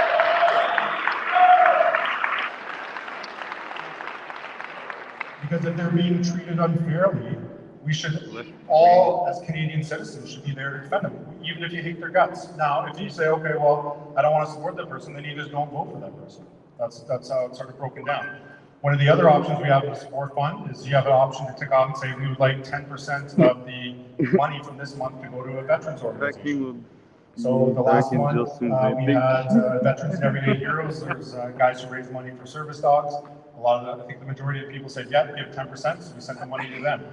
This month we have Operation Pegasus Foundation, another veteran organization, where we give the money directly to them. These guys are actually on the ground helping veterans. So it's two-tier. We're taking care of people who are being unfairly targeted by the state, and we're taking care of veterans. So that's just something that we know we really want. We're going to do more marketing. I had to buy a selfie stick to walk around and do these videos, which I don't want to do, but they sort of convinced me to do that. We're going to talk about I know. people. I was about to turn around and go for another How smoke. we and again, it's completely transparent, and you will see on the webpage where everything that goes. We have a FAQ, or frequently asked questions section. We have a SOP, or standard operating procedure, where you can read dates and times and everything. So it's all transparent, it's all there, and we hope that this can get really big, so that we can start to protect them. Because this stuff's not going away. They came after him 15 months later, 12 months later.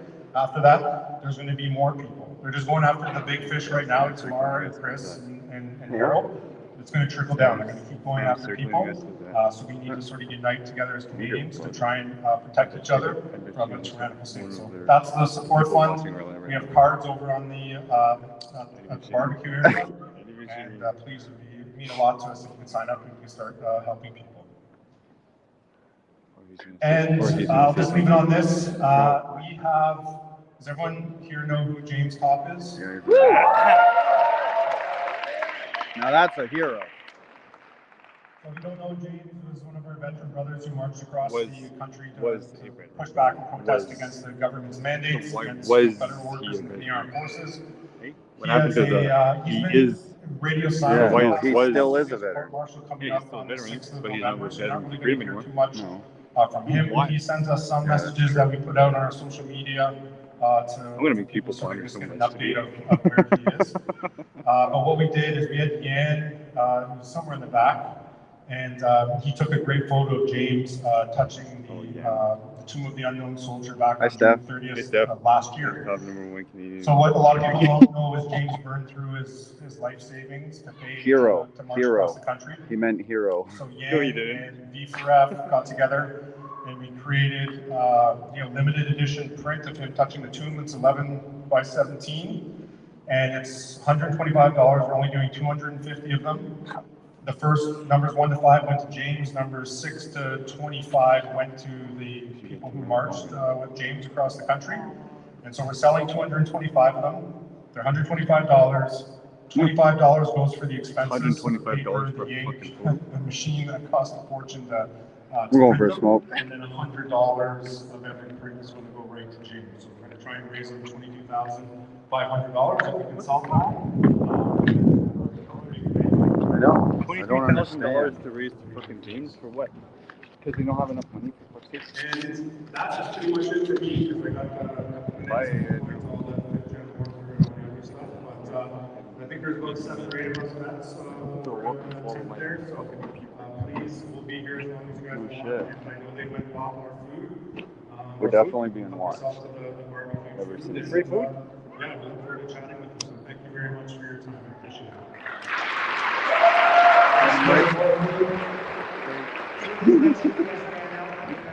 How much did that book? $100 more? No, 25. Went down from 30, which was originally 35 before that.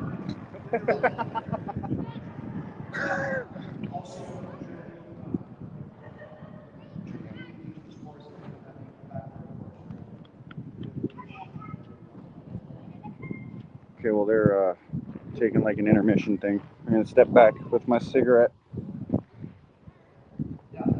want to smoke? Sure.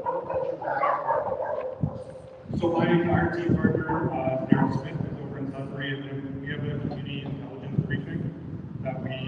We've been all over Ontario for 4 hours long, and we're sort of giving people information of what's happening in terms of how they're attacking us, culture war, information warfare, and that sort of thing. So, yeah. Seo Yun Kim, $125? No, just 25.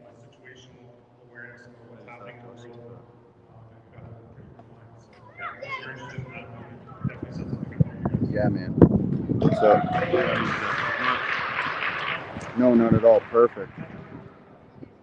Let's just for this is free too. Show of hands for a couple of show up with your game back to the stores. Yeah, we're gonna have a course in September. What happened? Okay, so you checked out the Garage website? You can even post it on there and we'll let you guys know. I think it's a very important course to have. What are we looking at? It's a freedom thing. Or Freedom book signing for Tamara. You guys like the sound system? Pretty good, isn't it? Pretty good. We rented it. And I would like to thank Graham, please stand up for Web Design North, who sponsored our sound here. So one website's done and we do all kinds of neat computer things, websites and everything. Graham is a very solid member of the community. He's been doing a lot of work in front of most of the United States. I know, he probably wanted some.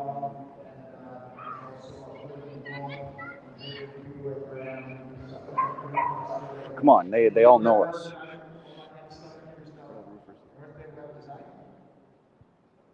Web Design North. Right, we're all roofers. All right. We also have lots of treats that's going to fund the event. Treats, shirts over there, there's buttons, and there's a deeper up. I can bring my bong everywhere. So yeah, don't forget about all those goodies over there. And of course the books are going to be here. Mr. Harold Jonker. Where are you?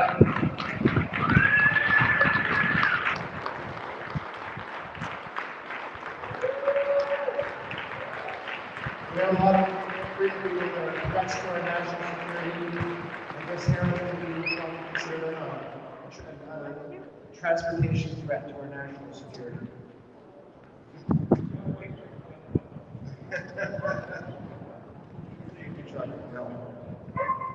Harold, we're part of Freedom Tour. I met Harold in Ottawa with his 9 trucks. Harold Jonker, Jonker Truck had 9 trucks in front of Parliament with a shed truck. Y'all remember that? I met Harold and he has just been in love with me ever since. Heather is a brother in the Lord, and Harold's got a fascinating story. All right, guys, quick break. He's a member, he was an elder in his Dr. Reformed Church. So he was dealing with spiritual issues.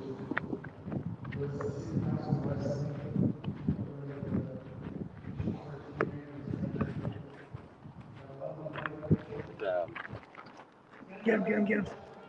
Where is he? Over here. I'll put us on break time for a minute. Cricket. Be a kid. Yo, Chris, you got to read this comment.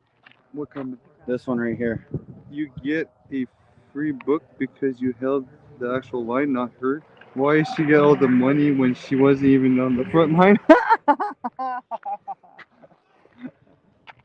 Everyone's angry, dude. Everyone's angry about this. This is why we're here.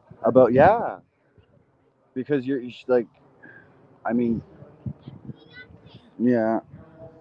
I'm on commercial break anyway. They can't hear me. Are you on commercial break? Yeah. I was like, don't get me wrong. I do love Tamara and what she stands for, but at the end of the day, like, I was on the front line every day. I didn't see her. Or Pat. I seen one time Pat went downtown to get pictures when we all did the hold the line photo thing. Yeah. We all went down in our 10-7 setters. And that's how you knew all the originals that were on the front line, because we all had the 10-7 sweaters. Look at people are calling them out now. Right, right. Where the fuck were they? I wasn't there the last day, but I went 2 times. At least you were there. I was parked at the fucking. Exactly. You were there. I was the pizza oven corner. I was there the whole time. I didn't fucking move. I got kicked out once and came back the same night. I wasn't there the last day because, like, it's some amount of fault to see horses and cops and So I was the one that opened the camp for them to come in from out of town, from out of Ottawa, and the people that I seen coming in was fucking brutal. Like, he came in with a car full of guys. He had one guy had a broken arm, one had a fucking broken rib. He got pepper sprayed in the face, and there was another guy too there. He got pepper sprayed in the face. And oh yeah, me and Ottawa were side by side. We got pepper sprayed, crowd trampled, fucking beat, fucking everything, man. You like hear about the old man that got trampled by the guy with the lady? no, and then there was lady, but not the guy. and then there was an old man. There was an old man with a black Dodge Ram minivan caravan, and he just did one beep with his horn. Yeah, that old man. And he fucking got trampled and abused by the cops. I never liked cops, but no, I have no respect for them. Ah, Mr. Green Thumb, Coda deserve a book too. Chris also. Right? We deserve a book. Right? Fuck. Let's create our own book. Might as well. I got enough footage to go back and I got fucking all the. So do you.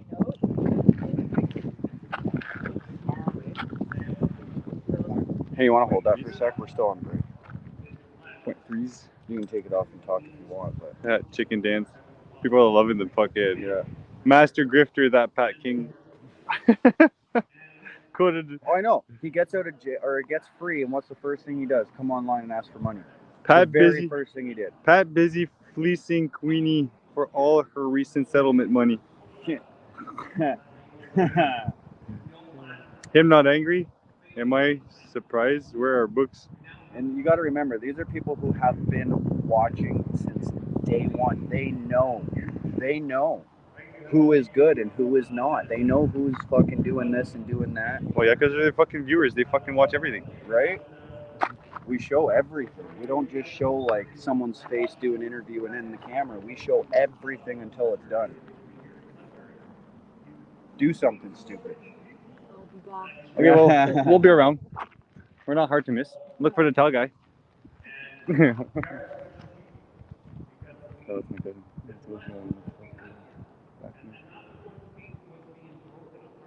You see what? Yeah, she's cute.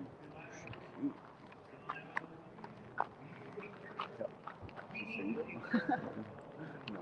Well, I don't know. She's still smoking. She has a cat. I don't know. But she, like, it's just like my fucking 6th, 7th cousin, right? I'm at that point. I'm like, yeah.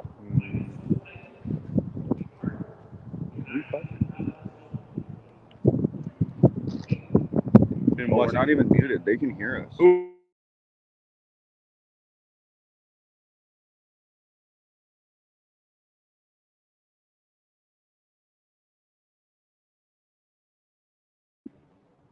Well, I guess there's no point muting now, eh? Okay. You guys heard everything we just fucking said. Ba, ba, ba. There's no comments saying. There's no comments. Been watching for 18 months. Yeah, we're pretty fucking close. That. I know fucking iPhone mics are pretty fucking good there. It sucks. They're good. Trust me, they got it. There's no hesitation on that. No, I don't know. They were right there earlier and you couldn't hear fuck all, so I don't know. Because the mic was behind the... Oh, yeah, makes sense. I was talking like right into the mic. Huh? Use all said the truth. Tina Steele. Use all said the truth. Oh, I know. I'm not worried. I'm not worried at all. That's why our viewers keep going up. I'm like, we're on break time and our viewers aren't going down? Why? But then we're not even muted. So they heard all our back chatter, our break time talk. Oops. Well, that's going to be our best content, I guess. I thought it was a bit. Oops. Oh crap. That's awesome. Whoopsie daisy. Peter Biker. Who's Peter Biker? It's fucking. I think it's Mr. Freedom. No, I don't think so. Josh, are you watching? Recording. No, he's watching. You just looked at us when you said it. Right? That's why I he's watching. I thought it was a bit. It's okay. It's okay. It's okay. It's not. Well, no, because earlier he said something about AKA Mr. Freedom. Oh yeah, that is true. Oh no, And we we were did- saying and something who- about seeing Josh. and Oh, who big the- time, Mr. Freedom. Yeah, but who the fuck? We never had this. And he Peter didn't have Bi- his phone out when it. Peter Biker. I don't fucking know. Okay. We're getting played tricks on. Peter Biker. Yeah, exactly. You've never seen Peter Biker guy. Right? Get shoved into a car. And, well, my lawyer was like, Harold, I want you to call every 2 hours. You're worried. You worry. I'm like, that's okay. And then when I did talk to Tamara, she asked me, how's your shoulders? I'm like, yeah, they're pretty rough. No, you won't enjoy handcuffs then. So, and it's, yeah. So all these things, you kind of go, oh, it's going to be a neat experience. And same with if I do end up in jail, I know that's where God's plan to put me, and I'll be speaking the truth there. And because I have a wonderful community that's around me from Hamilton, Niagara region, there's a couple there that have already told me, don't worry, I have people everywhere. You'll be safe. But I know I will be safe because my Heavenly Father has promised that. We keep speaking the truth, and we will be safe. Sam's walking away. I don't know how many times I have, but I do want to say, like, and I hope you've heard it a lot. Oh, Sam's always got something to say. Do you know that Harold even touched Germany in a very powerful way? We all know he's from Germany. Woo! Christine Anderson. Remember that? Yeah. Christine won. We know what Christine did for our country. And Christine was coming to Canada. She What did Christina Freeland do for her country? So- No, Christina? they're talking about the Oh, thing Christina where Anderson. yeah. All that. Yeah.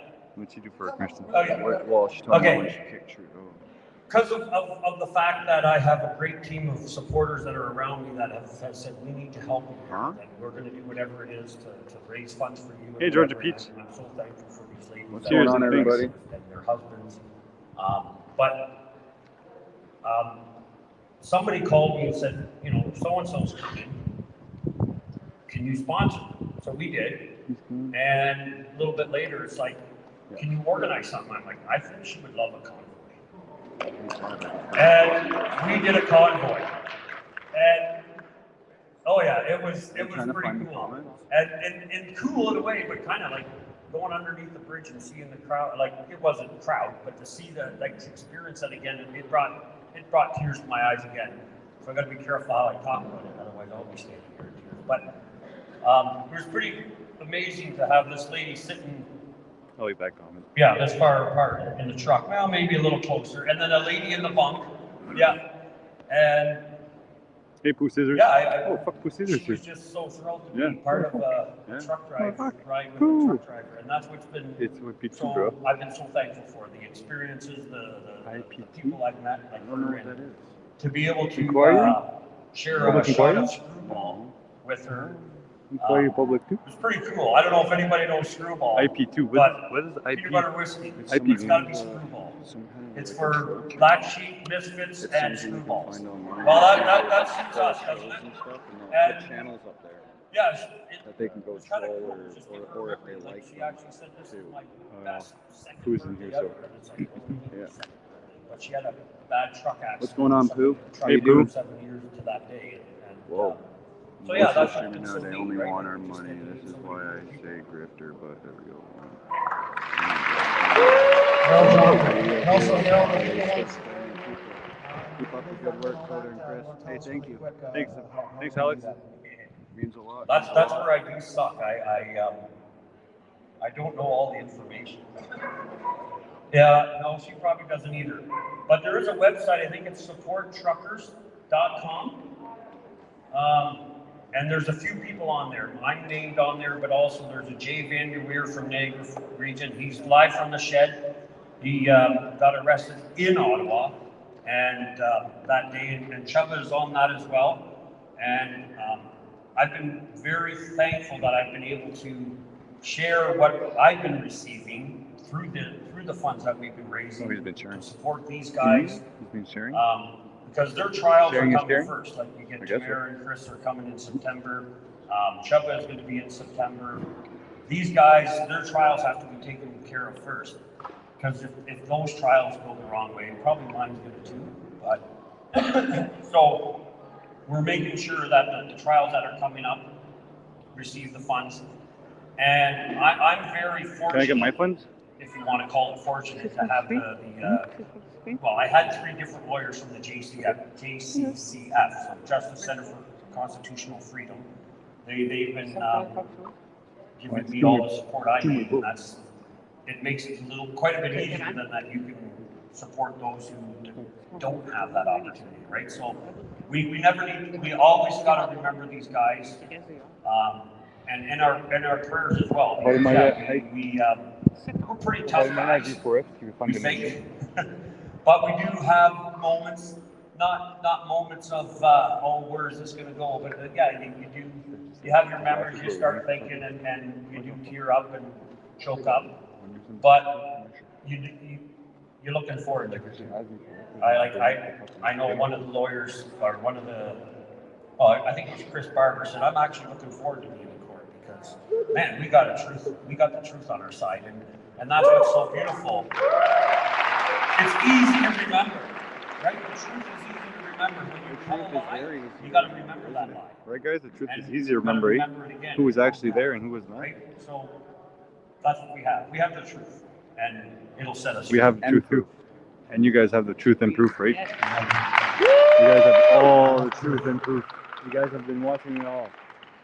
Just can you ask them? Harold Jonker, it's a pleasure. Thank you, and everyone who wants to talk to Harold. I think I might have a competition because I can't run a marathon, but I can do one. I think I found my competition right here.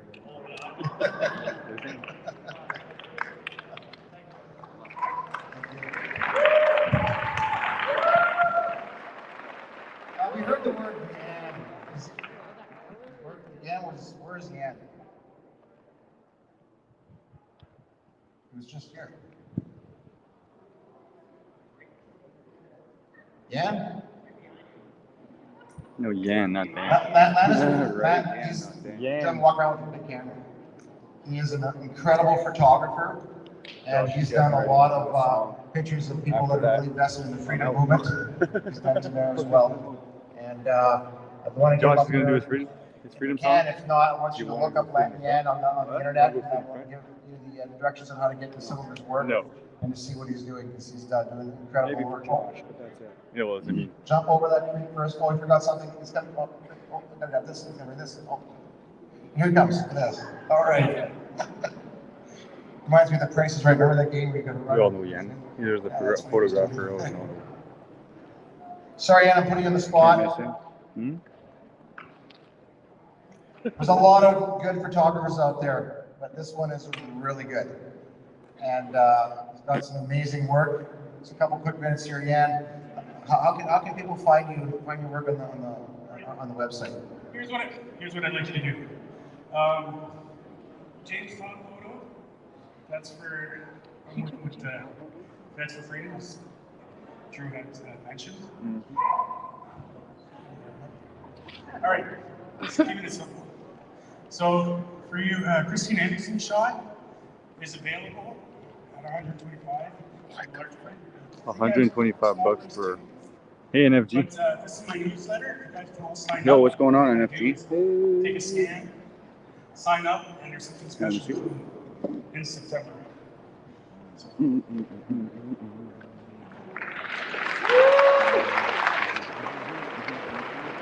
someone's sitting right behind me, so we're getting really close to the main event here.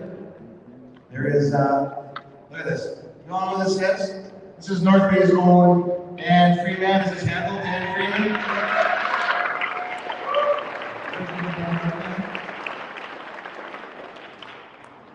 I've known Dan for a long time. I went to school with him, but didn't know him well until after the convoy. And Dan is, to me, like a guy I've always known. I love this man. We keep in touch all the time. We follow the stuff together, taking the metrics, and we talk lots. And Dan owns a marina, and I think that Dan's true calling is journalism and writing and doing this kind of stuff. Dan has also got a good running on Substack. You find Dan on Substack, and our Facebook page is Freedom Tour as well. Right, so you see Dan and others post on Freedom Tour lots. You can see Dan's articles. I think Dan should do this full time and even interviewing people. You'll see this man is genuine. He's after the facts, and he always looks at both sides of the argument. He does not pull things to our side if they shouldn't be on our side, or vice versa. It's very, very, very incredible. Hey, everybody, just join in. Welcome. There's no better to be able to interview. No one better, I think, to interview Tamara. But we got another special someone from Vineland. How's it going, man? Good, yeah. Not bad. How are you? Yeah, good, good. He's on the roof, he's one, he's another. So the live interview is Dan interviewing Tamara. Oh, wow. I'm going to go over here to get a better angle for. Josh, you've been married for 10 years, beautiful children. I've been at your place and I've seen some of the great teamwork you've done with your wife. You would talk about that story after you remember the one that. And there's always, what's that saying? There's always a great woman behind. I was like, what's a great man? A great man, isn't it? So there's a real great woman behind this good man, and she doesn't like to be in the spotlight. No, but she definitely is able to empower the light and what you do. And she actually helped the website as well, so kind of a lot of work behind the scenes. So got to give thanks to the wife at home. So that's the obligation. There's more freedom. So another blessed me to see family. I love God's design for family and their specific roles and what they bring in your family. I love what happens in your home and how you take things serious. I know you're on camera and I always take you serious on some of your stuff. It makes us laugh. I think we all know this song. This song has become. Did this song hit the top charts? It charted and accepted in the mainstream media, but it got accepted well with the community that I belong to, which is you guys. So.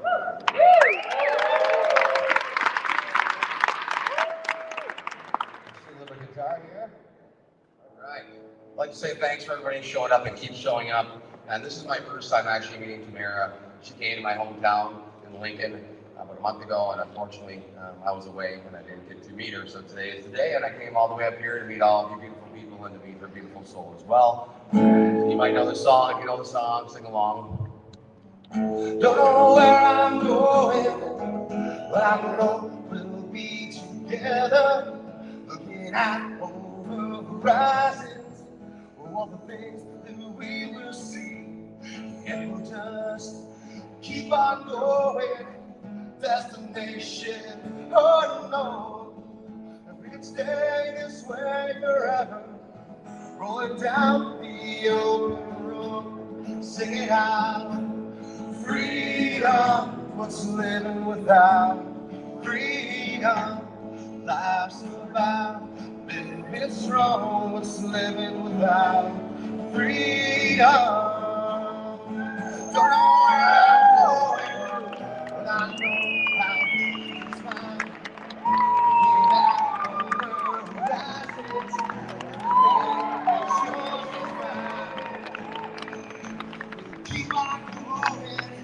Destination unknown. If we can stay this way forever, we will never walk alone. Sing it out. Freedom. What's living without freedom? Life's about living strong. What's living without freedom?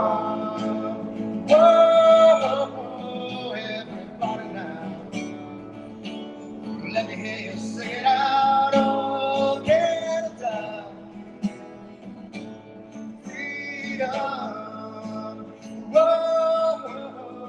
everybody now.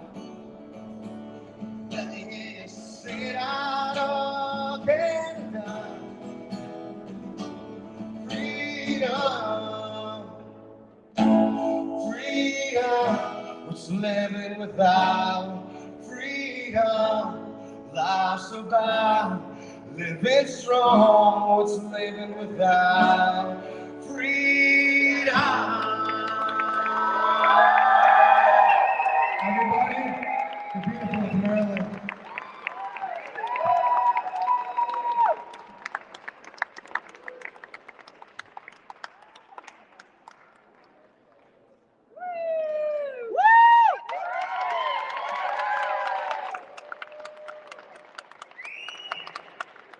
Love a grand entrance, eh?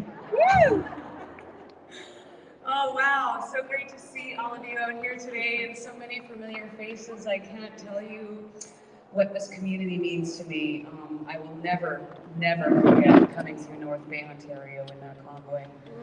And as somebody just reminded me here today, I forgot that the cops had actually changed out when we came through. So, because there were so many of you, so that was awesome. I just got to say a quick thank you to Sam and Lon and everyone that worked so hard to put this event together today. I'm so happy to be here, and there was a lot of work that went into this, and I really appreciate it. I also have to thank my husband, who's over here, funding Mr. Dwayne. He's the most patient, supportive. I'm so lucky. I mean, you know, I've had quite an experience, but it's a lot different, you know, when you're not the one that's right in the situation. So I give him a lot of credit. And of course, I have an assistant now, because when I manage my own life, I seem to end up in jail. So she's going to manage my life now. Kim Kennedy. I met Kim, actually she was one of the people that had sent me a letter, and she also has a book out that she wrote called An Attic and a Blank Diary about her convoy experience. And the first time I called her, we hit it off like crazy. So now I live in Alberta and I have an assistant that lives in Ontario. So just more reason for me to keep coming back. And Harold, I haven't had a chance to say hi to Harold and Janice yet, but they were so kind enough to put me up a few weeks ago. I've spent more time in Ontario in the last year and a half than I have in my entire life, but I love it. You guys are amazing. And as Harold was saying, you know, getting together in these groups is family. It is like family. Christine Anderson, I think, said it when she was out on her first tour here, that there's a saying in German, I have no idea what it is in German, but it translates to when you are at home and with family, you never have to explain yourself. And that's how I feel when I come and see you guys, and this is, because we are a family. We really are a family. Woo!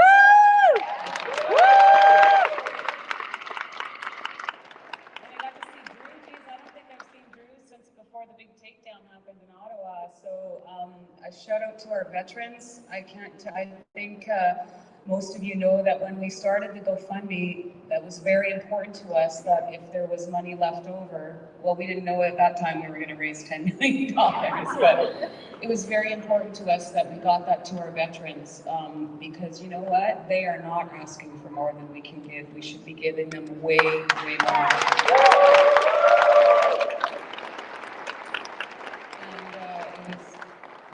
To see especially how they were treated at the convoy, and the veterans really made that a very special experience for me. And of course, out of that, Veterans for Freedom was born, and amazing organization. And Drew nailed it. You know, I am so lucky that my criminal case is being funded by the Democracy Fund.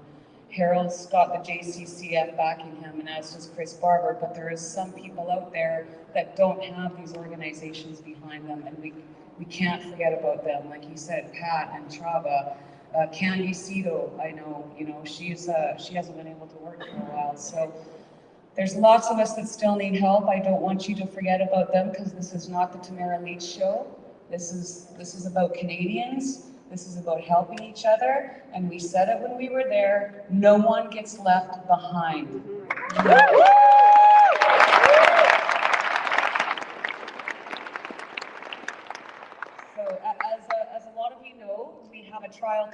here pretty soon, September the 5th.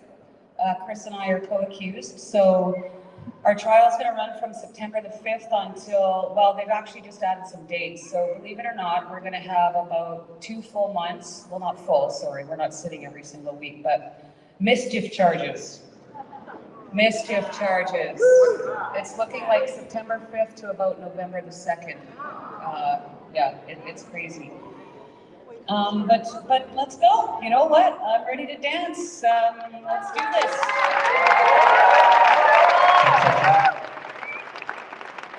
So I just wanted to say a couple things. We thought it would be kind of cool to do like an interview style and just get a chance to talk a little bit about the last year of our lives. And for some reason, some people that I really care about selected me to represent the community here to talk to you. And I just got to say how grateful I am. So just to get started, on behalf of North Bay, I just want to give you a big hug.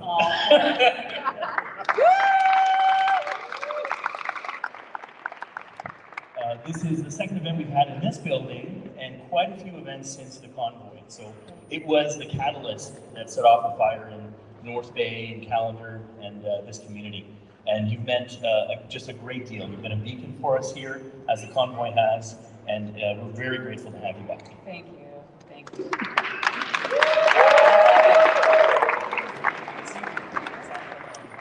I like this microphone.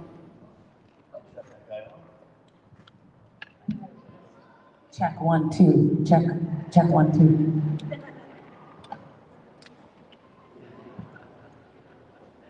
Oh, perfect. Thank you.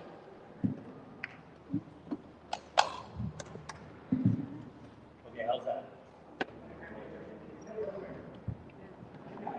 Can you hear us okay? Okay.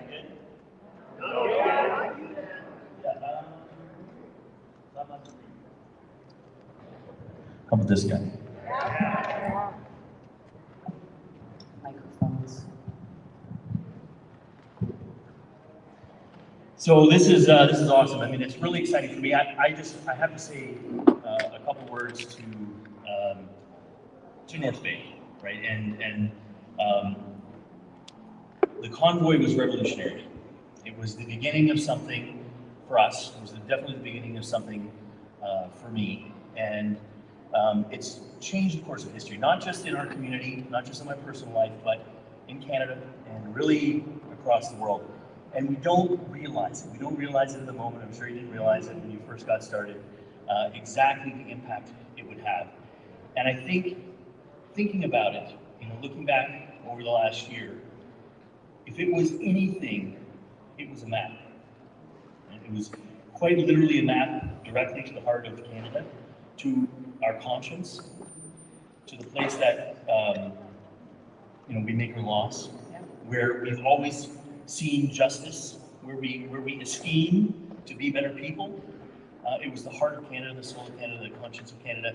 And on some level, you decided you were going to go to the heart of the problem, right? The problems were originating in Ottawa on a political level. Yes. And you just made the decision to do a beeline, quite literally a beeline to Ottawa. And I think that it's hard when we look back. So since the convoy, everybody's busy. We're trying to get back to our daily lives. We're trying to catch up. There's still a lot of hurt. There's so much to process that we haven't processed yet.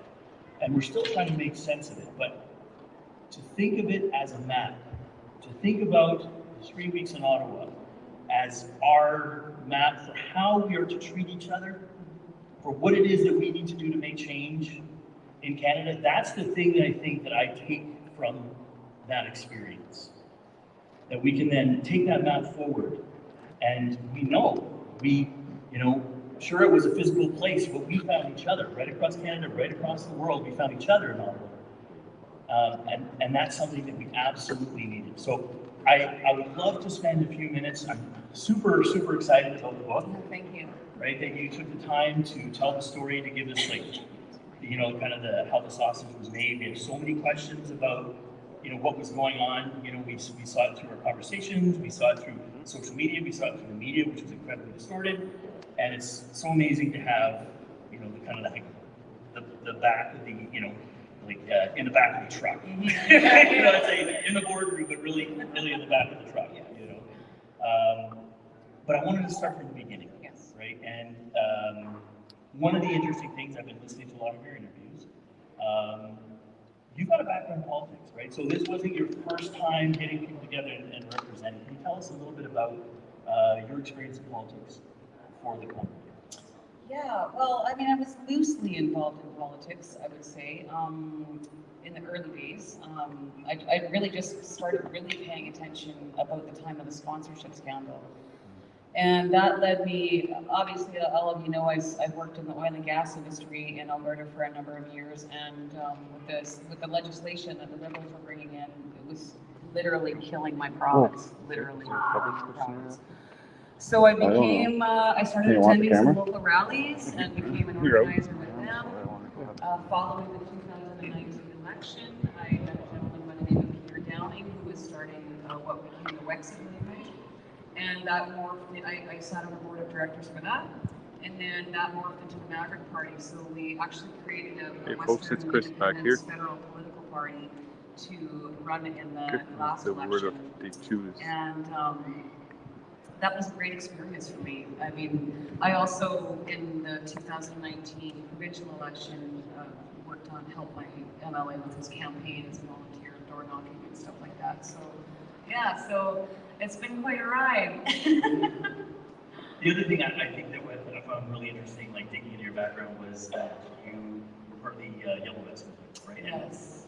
And I look at these two things as uniquely separate because, you know, one is you're working sort of within the system, and the other one you're sort of like, you know, as a working in the system. You're agitating around it, right? Like you're holding people to account. So one, you're getting in the system and you're saying, you know, vote for me. We're going to sort of use these levers of power. We're going to do this democratically.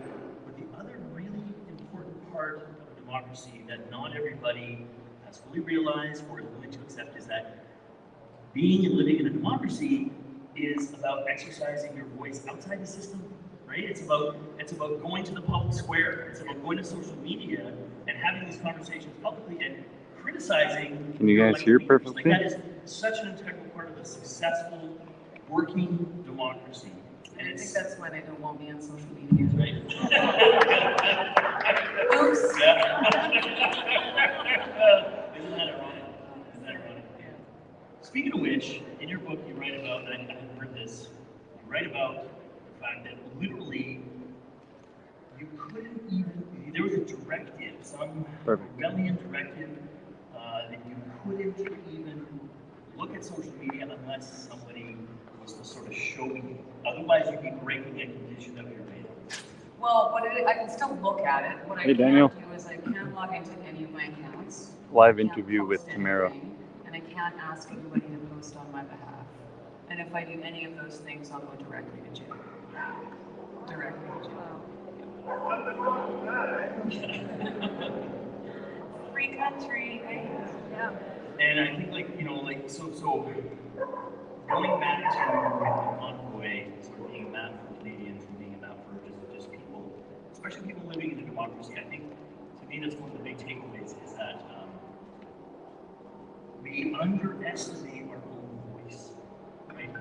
And we censor ourselves. There is a major problem in Canada with self-censoring. Yes, you are censored. You've been singled out. Great to see you. But we got here because we've been censoring ourselves, because we haven't felt comfortable enough to speak in public and to speak our minds and to suffer the consequences of speaking your mind and doing and saying the right thing. And I think that, like, when I see your experience in the Yellow Jackets, which at the time it was vilified, I'm not going to say I know a lot about it, but I know it was an international movement. I know it was a populist movement. I know it was of the people and for the people, and that was scary for a lot of people in the establishment. Right, and they had to vilify it. Yep. And to me, I sort of look at it, low resolution, as one of the first populist movements in my lifetime to rise and to be successful, to get some, attention. I've seen this as almost like the coattails that you were sort of forging the way, a few years ago, and maybe getting comfortable in your roots, and then all of a sudden, do you think that played a role in? Well, I think everything happens for a reason. And I believe we're all put here for a reason. And looking back over my experiences throughout my entire life, I can see now in retrospect how it brought me to this point. It gave me the tools that I would need to be able to process this, and good and bad. I mean, like you said, people censor themselves because you're not allowed to make a mistake anymore, right? Or you're going to have an angry mob coming after you, and you'll be called a racist, a misogynist, and a terrorist, and every kind of ist and foe. How many of us are left behind? And so it starts to get a little intimidating and scary, but Oh man. I was just picturing with Diana over that we there, live in a man. democracy, but I think that's one of the biggest things that the convoy showed was that the democracy is an illusion. It's like you guys know a lot, eh? Hey, NFG. And I think on that, you're welcome for whatever I'm doing. My political history, just as a citizen, holding the stick. Holding the stick. And a conservative, and an alliance, and a Doesn't cut progressive it. We need conservative. Like responsible government. Yeah, we do. Hey, Daniel Barry. Throughout our lives. Oh, and hi, Lori Dawn. I forgot to say hi to you. 5 years ago, 10 years ago, 15 years ago, I'm ashamed sometimes when I think of some of the wonderful people in this community. The Northern Freedom Alliance, who's helped sponsor the event, the people that really forged the path 2 years ago on the front lines of the freedom community in North Bay and West Nipissing. Oh yeah. Right, or who suffered the slings and arrows and got arrested and were pilloried in social media, pilloried in the media, as we tried to make them a pariah because they stood up for what was right. So, I don't want to be. You stand behind everybody, man.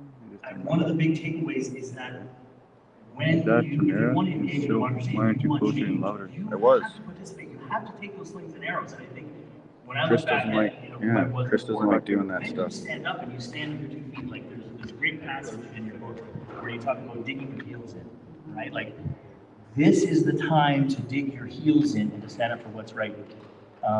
What do you think that did? Whether you were right or wrong 10 years ago, 15 years ago in your political beliefs, and another beautiful thing that you said, I think that was very inspirational, was that I think you said that the convoy helped forge your sense of national identity. So whereas at one time, I think we're all just wanting to sort of walk away, right? Like I'm sure in the last couple of years, where I was like, I just want to get a cabin in the woods and just get away from all this craziness, right?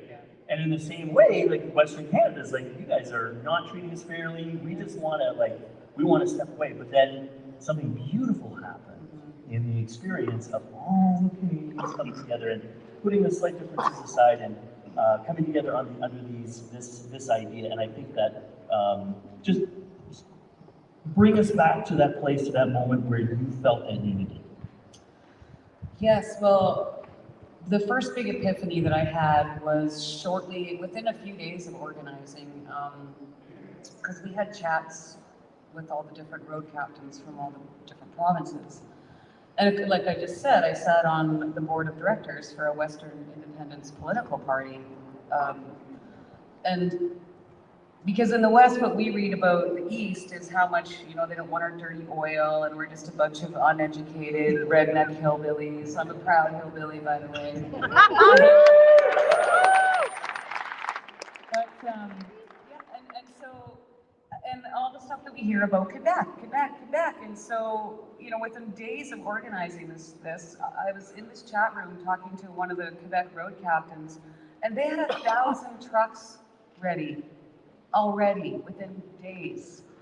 And I'm chatting with them, I got my Google Translate and then whatever, because, and it just hit me as I was talking to this lady and these other truckers from Quebec, like, this has all been a goddamn lie. These people were all the same.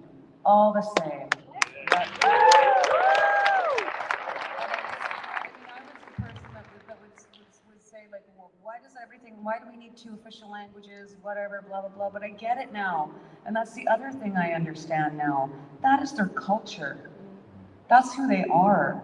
And so it says at the end of my book that I'm taking French lessons, but I'm not taking French lessons to be a politician. I'm taking French lessons because I think it's important to include that for me.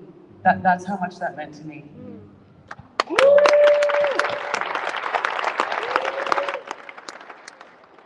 I think that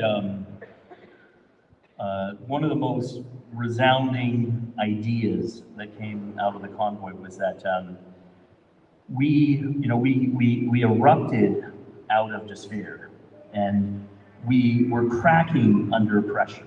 Like, we saw it in our families, we saw it in our communities, we saw it in politics, we saw it on the media, our institutions. For a lot of us, they were not just failing, they were crumbling.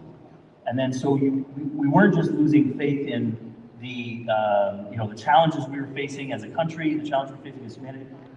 Our institutions weren't there to help us. So all of a sudden, so many Canadians, we had to figure it out. We had to, pull our socks up and just and plow through and figure it out. And then, but we learned. I think it was a slap down, and then we had an open mind. We came to the table with an open mind, and I think, again, going back to Ottawa and our map, we saw what unity can be.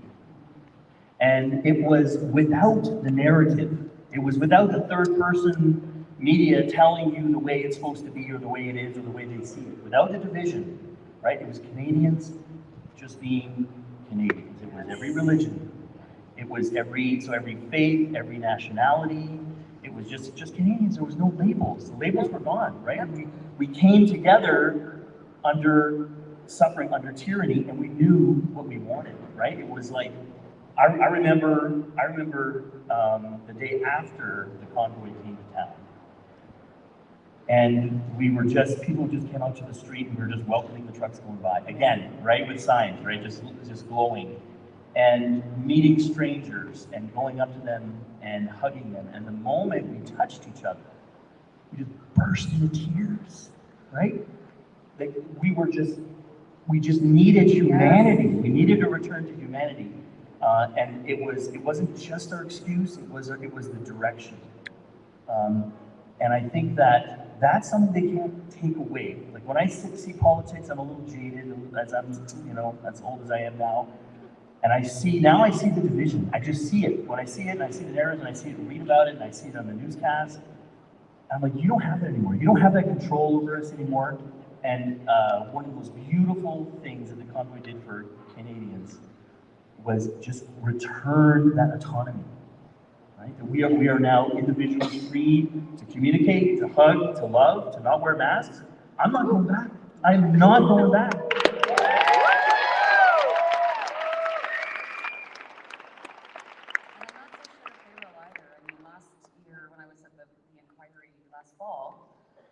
They were talking in Ontario about masking again, and all of a sudden, it became a thing. They were talking masking, and then they stopped just short of making it a mandate. I remember that. Yes. I was watching very closely. I was too, because I was already in Ottawa. I can't get into any more trouble. I mean, come on. And I think it's a really good point. It's subtle. I see it. I feel it. I read it. I feel it in social media. Like, there's that immediate resistance. Like, you don't get an inch. You don't get an inch. You abused it. You pushed past the line. You broke past it. You don't get an inch. Don't go there, right? And that's a wonderful feeling of success. That's one of the things. One of the checks we can make and say, we've got that now, right? That was a learning experience, and we're just not going to let that happen again. On your unity comment, I mean, I honestly think that's what scared them the most. Like, I mean, we did raise, over $10 million twice, which is unheard of. But honestly, even more than the money and the statement, and I said this to Keith Wilson, it was never about the money. Like, we got there with no money, we stayed with no money, that money anyways, and we got home without that money. It was the statement behind the money. But it was the unity of Canadians, I think, that scared them the most. Yeah. And this is beautiful. And if I can take that back to North Bay, it was one of my proudest moments.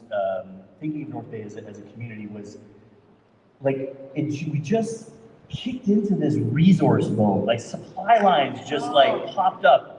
And, you know, I remember at the time, like, watching international news, and the Canadian news was just like, it was brutal, right? Yeah. You couldn't even watch it, but the international news was reporting on it, and it was a phenomenon. It was a phenomenon. The way everybody instinctively knew this was our hope, and, you know, there's the front lines, and we might be over here in the back, and we're gonna supply it. What is it? You know, what do you need? Yeah, right? exactly. Like, we got it. We got people going there every day. You need, you know, you need gas, you need toiletries, you need food, and it was a beautiful moment. It was. Right? And The donations, Yeah. like you said, I mean, after I started the original Convoy Facebook page, within days I had to start a support group page because we had so many people saying, well, we want to meet you here and bring you coffee and food and DEF and diesel and, you know, I mean, and then for those of you that didn't make it to Ottawa, we had different, I call them outposts, you know, where some of the trucks could park.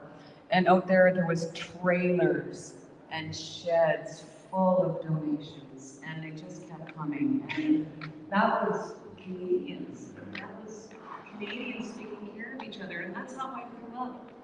I grew up being raised by a family that picked hitchhikers up. That was way back then. It was slightly more extreme.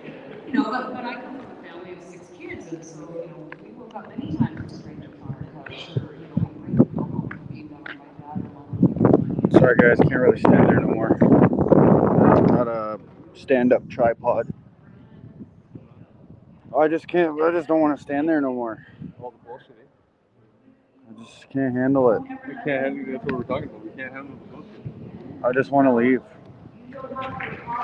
Oh no. No, but I want to see if there's going to be a public questionnaire. There's not. I want to ask questions, please. Public inquiry. There's probably not, man. I hope so. Public inquiry too. I'm at low power mode. Yeah. Okay guys, we'll be right back. Chris has got to put his phone on. Mine's gonna die. Break time. This is Coda that I see Yeah. online. Yeah, let's go to. Oh, that's done.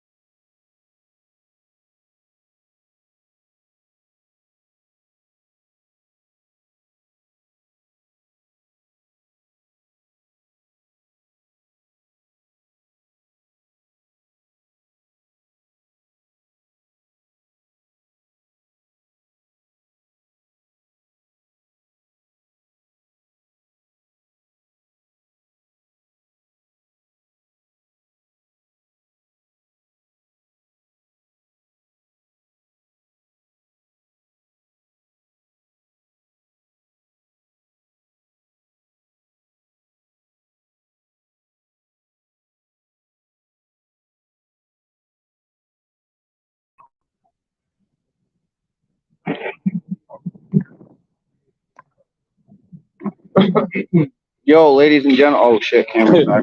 Hi. How's it going? So, what do you want us to do here? So what are we doing here, guys? Got some questions for us for Tamara. Canadians don't need the answers; they need discernment.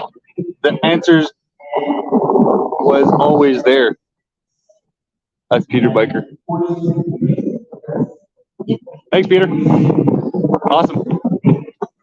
All right, let's go back. Yeah. Good.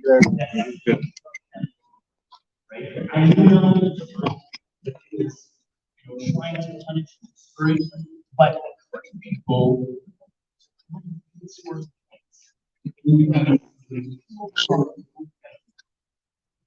that in motivating, and I'm sure the way it's going, everybody and one and said it was small. So stupid.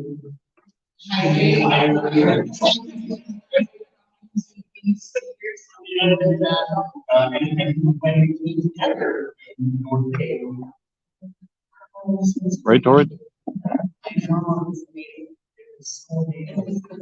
So tell me what it was like from we were here, we were in the streets, people, and someone down. I want to public inquiry after this. It felt late. Yeah. Really cool. And I just remember, like I said, I was shocked that we didn't get to go to that same route. I totally forgot about that because there were still so many people out there. Bringing food like right up to the truck windows and like so many flags. And I remember somebody carrying a little bit or peonies. I think it was peonies in it with Northwest on it. I mean, people were so great. You know what I mean? It was kids handing out, giving us thank you cards and pictures that they'd drawn. And I mean, the piece that you did, and I saved it and I read it from time to time because it was so beautiful. And I'll never forget. Yo, if I get the chance, guys, I'll ask it. If some people didn't even think they would last another week. It was so dark and the dark was organizing anything.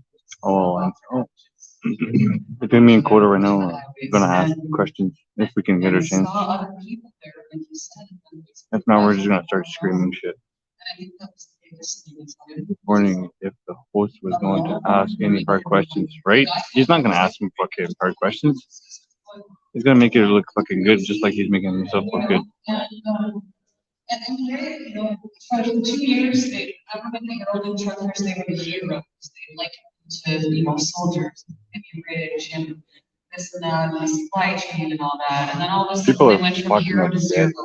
And then they were being vilified. It's just like the energy industry that we face now, or whatever.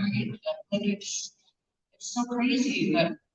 Broken heart. Yeah. That was the thing I think that, it hurt. Yes.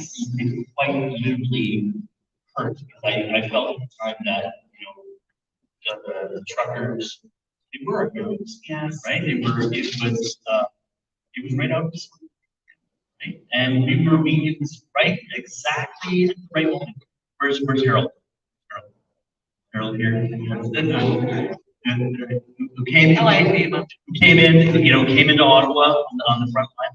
What a beautiful moment that must have been. And I was so proud of the fourth day that we were there. Like, sure, we called our friends and said, let's go with you. You gonna go? Is it real? What's going on? And we knew it. People just jumped in their cars. They just right? What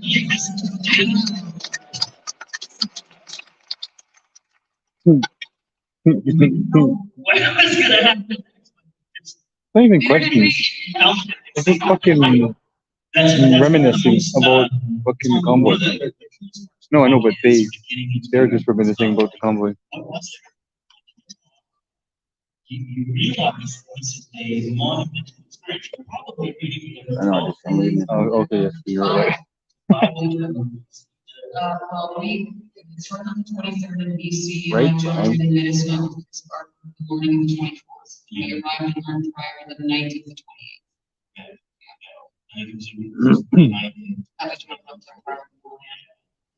And then you're there, and then you're like, hey. She wasn't even there the first day. She wasn't even there the first day. So we should probably figure out what we're going to do when we get there now. Chris is that, we don't know what we're walking into here. I think we could be arrested. I mean, we could get shot. We don't know dealing with, you know. So, and what's that? Like, there was absolutely necessity. People that there was, especially after sitting through the public inquiry. When did our leaders, our governments, and our law enforcement become so terrified of their citizens? When did that happen? Why did we show up there and it's just automatically they just like we're just a bunch of terrorists that are just like this is what baffles my mind. Like, and I also said to Chris on the way, I mean, fundamentally, a leader of a country, in my opinion, has two jobs, fundamentally. Unite your people and protect your rights and freedoms. And while he was skirted out of Ottawa for his own safety, we were doing his job.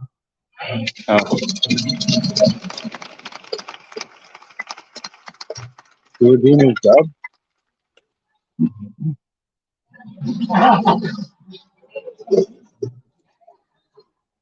Yeah, right. That's right. It is funny. It's sad. It's funny. It's like that's another thing that the convoy did. You know, I think about when you sort of look back and you're sort of counting your wins. It exposed so much, right? Like you're operating in a particular way. The media was sort of spinning all these different narratives. And I'm talking for years and decades, like, you know, just this is the way it is. And then it got really intense. It got so intense, ridiculous 2 years, and mean spirited and all these other things. It was ridiculous. No, and then it's actually Steph counting the money. Mm-hmm. Right? All the lines, all the people that were, you know, built up to be leaders. There was no leadership at the moment we needed them most, but truckers and the convoy became the de facto official opposition. It did, yeah. I remember over the 3 weeks of a political junkie, so I was watching what was going on. And, you know, so it drew out people, right? And in the political arena, when it costs the most, that's where the leaders are, right? To say the right thing at the right time. It's easy, not even the most. They got the most on the line, right? And it's like in the context of, if it was truly the most horrific thing we've ever experienced, you know, and on some level, but not the level. Where was the leadership? Everything was about, you know, get everyone to shut up and sit down and don't talk to each other. You know, we've got this covered. Right? It's nothing. And that was for years. I mean, Doug Ford initiated the state of emergency, the provincial state of emergency, and went snowmobiling. Yeah. Snowmobiling. Okay, if you really think he would be snowmobiling if his province was under siege? You know, Justin Trudeau, same thing. Takes off and runs in the mountain. Well, we found him ski. He was skiing with other engines. He was obviously quite concerned about your safety. Yep. Too much what they're saying. I mean, it's nonsense. And you're right. And Chris said that to me one day too. He's like, he's just Trudeau. He's just mad to be embarrassed. I said, no, Chris. I said, we didn't embarrass him. I said, we just handed him a platform when he embarrassed him.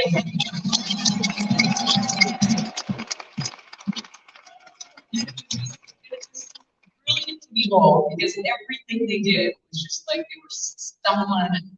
First we were racist, and then we were supremacist, and then we were infiltrated by the Russian. That's the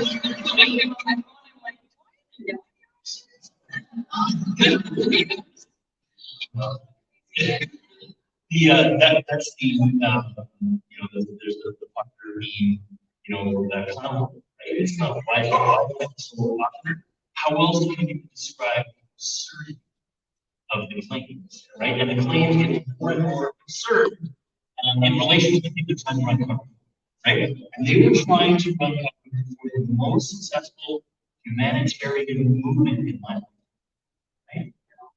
And it was catching fire quicker than they knew what to do. Like, so as quick as they could censor us, we had another way. Who wants to put a bet out there that she's gonna try? And people knew that this was, and I the censorship now and the rewriting of history, attempts to rewrite history that's going on now, which is why I feel like the accounts are so important, right? To get the facts. They say the history is written by the victor. We are victors. It is indisputable that the Canada that I live in today is more united on the things that matter. The Canadians are more awake. There are a lot of work to do. It's not about OEM or whatever. But we are found each other, we've got movements, we've got a direction, we're writing things in the terms, we're holding people to account, we're exposing the absurdity, the ridiculousness, and the lies. And I just feel that none of this would have been possible without.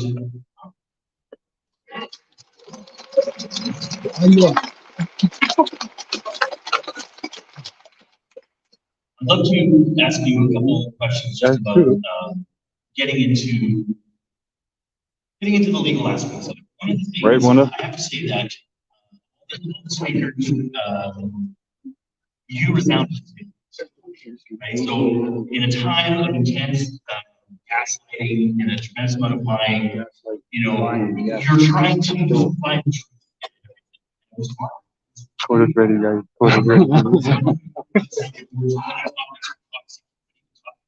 Look at him pumping himself up. Look at him pumping himself up.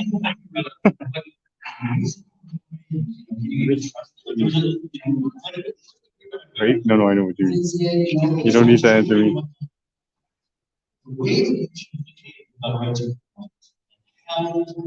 Yourself so firmly in the truth and righteousness, right? You stood next to on the front lines of the whole we're coming from the perspective that we are definitely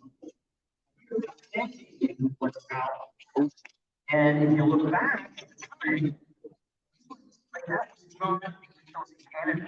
It was we were just everything was sort of like stunned, running running the hills or running cover traumatized, absolutely traumatized.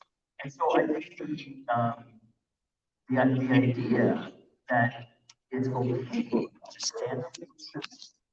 stand up for what's true. It's not just okay. It's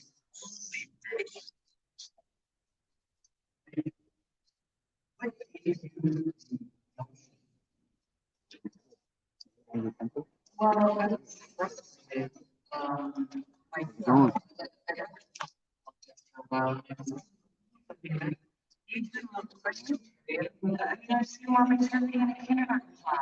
Yeah. I was reading all that. I need to grab my walk. Inside the house, sitting at a table, trying to fix problems, and the theater, and it's not even good theater. You may as well watch a Western soap opera, because there's not a beautiful thing. And like, why are, why are you saying yourself? Like, with your 24/7 COVID information station.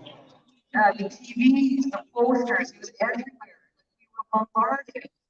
And I remember saying to my husband, like, if we put as much money into the hospitals, Yeah, my phone's too heavy for the tripod. billions, and it would have been billions of dollars went into the marketing campaign for COVID. But we don't have any.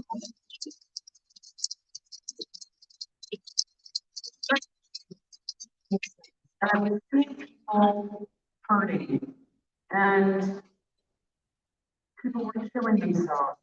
And like we heard that every day on the speaker. And even worse, we heard of the people that had already killed themselves. And it was so I was very frustrated, but I believe in this country. I believe in the Canadian people, and I win when full on done. we all have. And I just wanted to help. And I literally called Chris Barber and I said, you know, this is my skill set. And when I think about where we are now, we've had so many crossroads.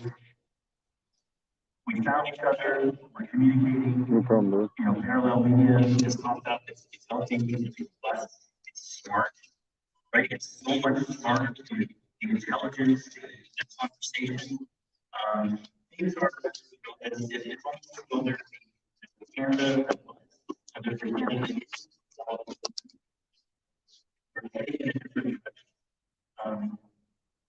What do you think is next for us? So you've got your challenges. The fight is just beginning, right? Because the court case is coming up, which is as Orwellian as you can possibly get. I can't even say that we live in a democracy, and then you're facing, charges of, was it conspiracy to mischief or counseling? Counseling. But they had to add the mischief charge later because, you know, you can't make him found guilty of counseling crime. It never happened. It's not that smart. Yeah, so there was counseling mischief, and they added the mischief charge, intimidation, all five. Counseling, intimidation, I think. Mr. Green Thumb, man, don't worry about it. Like, we're on the same boat. Me and Coda are on the same boat. We're just waiting for a question period. I don't even care. We're gonna ask the hard questions. We might get hated, but whatever. Everyone Right, Coda? knows that. So let's dance. Bring it on. Yes, apparently. Yeah. Yes, sir. Put the button. Put the button.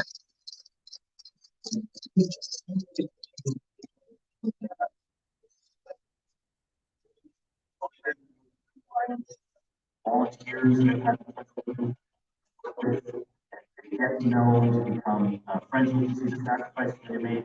And we've got people that were up on charges of Keep going, Mr. Green Thumb. facing 10 years in prison for just meeting in the park, communicating with each other, hundreds of thousands.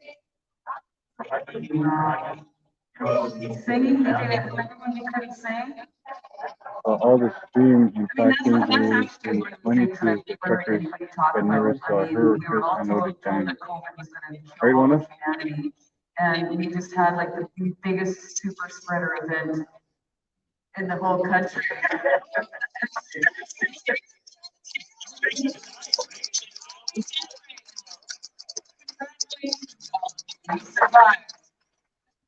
Obviously, we'd be dead. There's a gentleman I've had the pleasure to get to know, Dr. Phillips. Hi.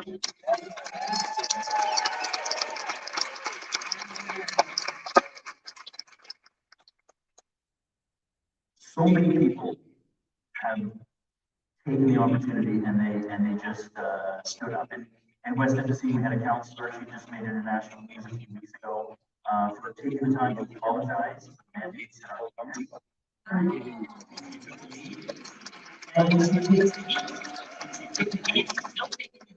She was fired from her Johnson counselor. Thank goodness we still have people in the family. But for another position where she was standing up for the rights of healthcare, right? To work in this consciousness that we're still going through, some people would prefer having their support overtime rather than have vaccinated people. Go to work, do what they love. Right? It is so intensely unjust. So the injustice, we're still facing it. Right? We still have it. But at least we have each other, we've got a way forward. What's your advice for today? What do you want to do first? For us to vision, for us moving forward together.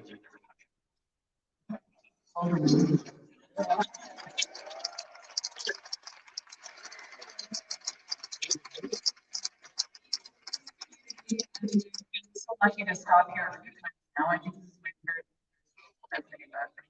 It's because of the most beautiful community, the most beautiful people, and you love freedom, and you know you're all working hard, and just keep We're gonna push our buttons. You know, and we're gonna Me and get Coda are there. gonna push our buttons if we can.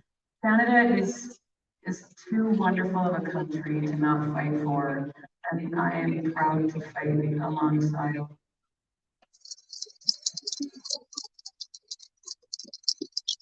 We need to practice and wash this shit.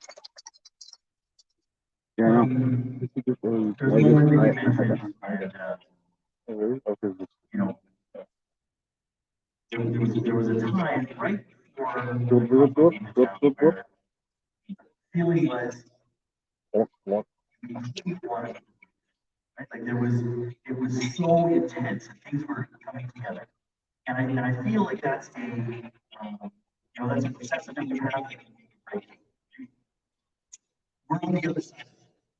And the other side of that is that we are so close to the breakthroughs that we need to make within our government, within our institutions, within our families, within our communities. You don't know how close you are to making that leap and making the change. But what I do know is that I see it, and I feel it, and I hear it, and the change in the way people talk to each other, we're further ahead than we were before. And we're talking about more serious things. We understand what's on one. And I think the people, especially in this room, but more and more people across Canada, are willing to hold the line, are willing to forge, and are willing to make the sacrifices. And if there's one thing that the Conway told me that I learned from it, it was that what transcended our suffering in Canada's people was willing to face that suffering, to take it upon themselves, to make the sacrifices for each other. And that was the truth that broke through all the lies, broke through all the propaganda, and flew around the world and sent a message that we are free. You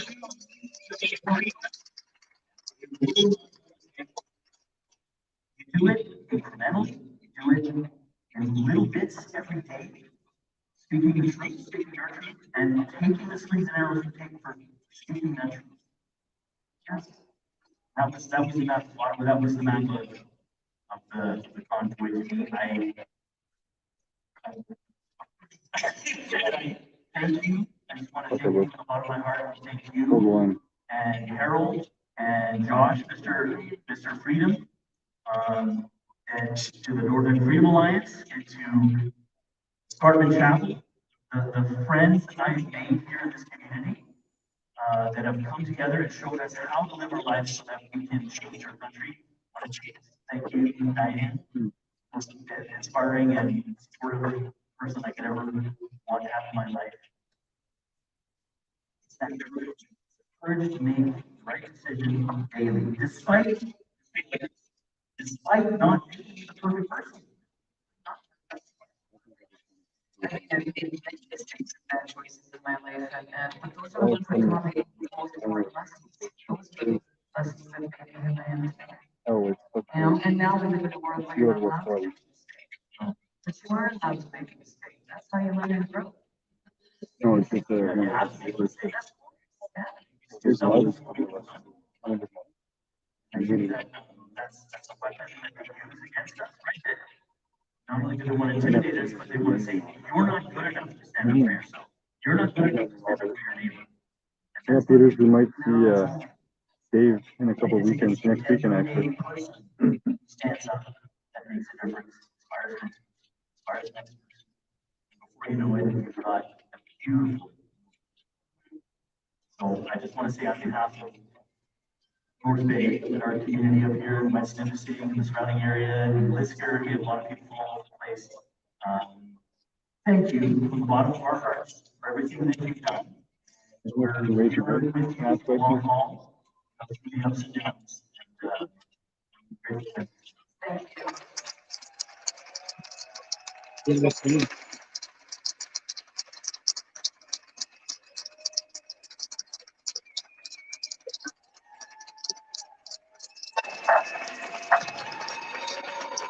That new branded. Yo, look at our standing invasion just pop up. We're all fucking easy. Hold the line. Hold the line, brother. Love you, and I never. You're not impressed, I know. I think a lot of our viewers are not impressed with this shit. Stop my shit only thing.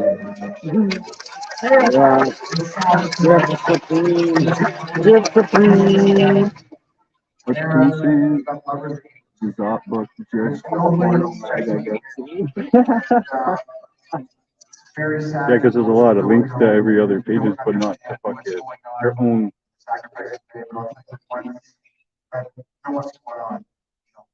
Just appreciate you. Or that was Charlotte. It was Charlotte, yeah. What's the same? Charlotte's right there. You signed some books.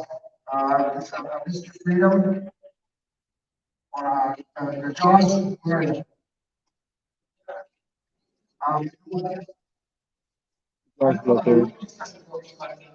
You're too busy, but who's running for a little Q&A? Harold? No. Do you want to take a couple quick questions? Yeah. Do it. Do it. We'll have Harold answer some questions. Drew, Mr. Freedom, Dr. Phillips, oh, we got a Q&A question coming up. If you want to get closer, others want to just check out so you don't feel obligated. Go sit there. Where is Harold? Go fucking. I fucking dare you. 2 questions for now. 2 questions. You got 2 fucking questions. 2 questions, guys. 2 questions. Hey? Sam won't let me. Do it. Go ask him. Go ask him. Go ask Tamara if she wants to do a Q&A with us. Photo op. Well, that's what we're gonna ask them if we can. Yeah, they said go to your. My one question is gonna be where were you parked in Ottawa? Okay, it's right. Time to press. Everybody's like time to press. Time to press. Where's that money? Go. Do it. Okay, we'll get that. Put it in there. You talking? Yeah.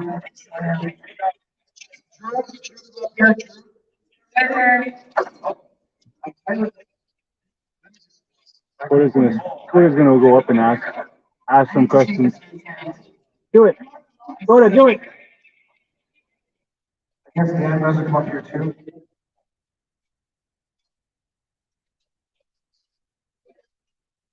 I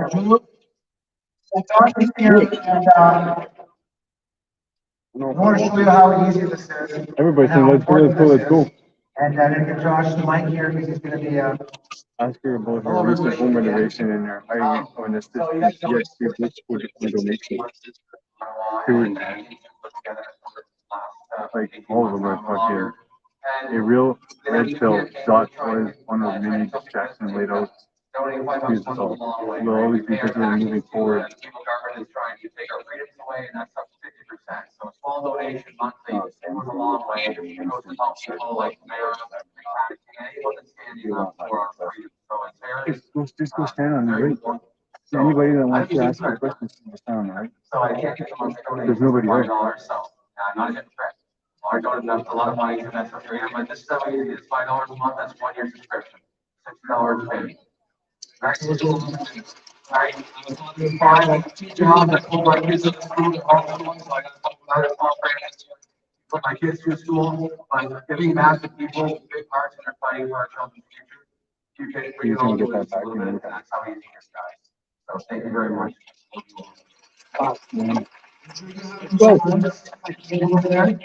those pick up the card, and it's going to bring you right to being able to sign up for subscription. All here. So to say one thing about it, don't just blindly donate, like read the standard operating procedure, read through the FAQ, read through our first report, and just make sure it makes sense to you, because we don't want you to have any doubt about us and the organization. So actually do your due diligence, read through it, and see if it makes sense to you.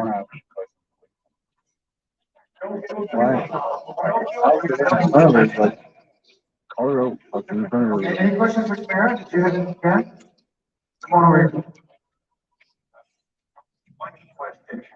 Oh, there we go. your PM. I think it's yours.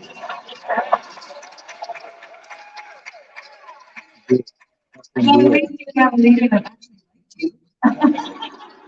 Because I don't think he likes Canadians very much.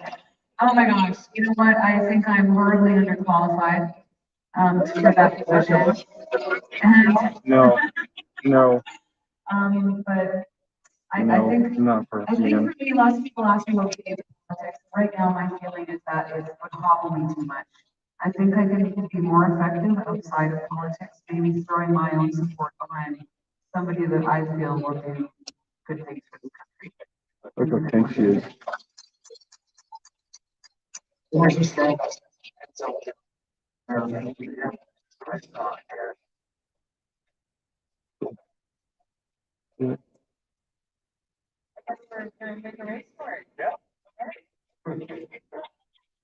All right, you ready to go with science notes, I guess? Any more questions for Tamara?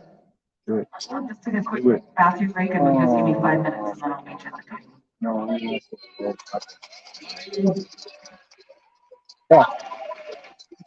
yeah. So many narcissists. So many narcissists. As soon as I ask my questions, everyone's gonna tell us to leave. Yeah, we actually had the, our friends of ours, one of our older operators. Because I know a lot of, Came up with the idea, hey, let's give a boat ride on Niagara River and into Lake Erie. You know, these people from the prairies, they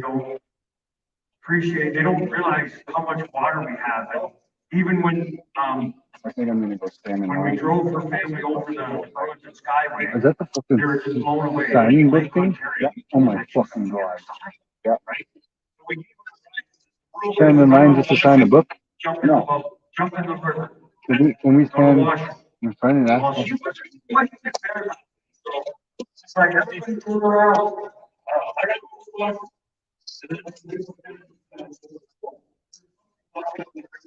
Hey.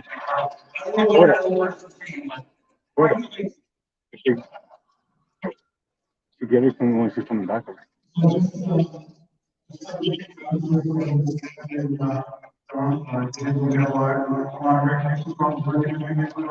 Just doing private restaurant. Yeah, people are like, yeah, pressure on the side.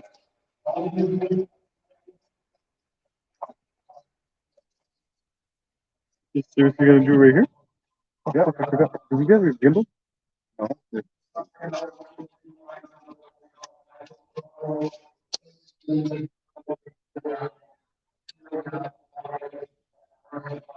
I'm gonna wait.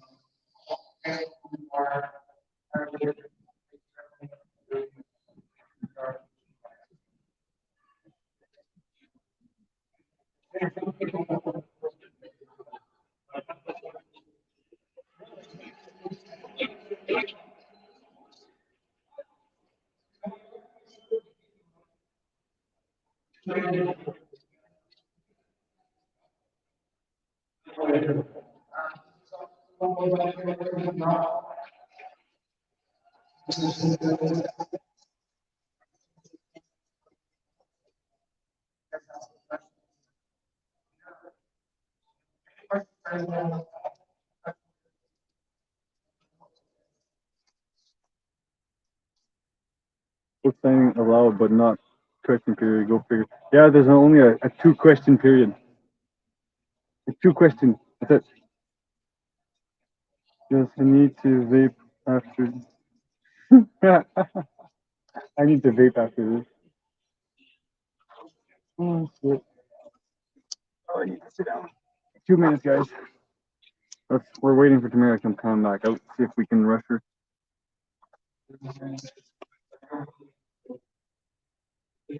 2 approved questions only, right? 2 approved questions only. Ah, that's why.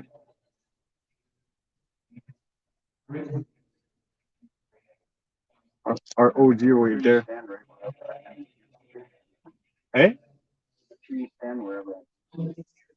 Oh, fucking come closer. She's gonna be passing right here. Can you guys hear us perfectly fine? Here, Coda talk. Can you hear me, guys? Can you hear Coda? Not my back.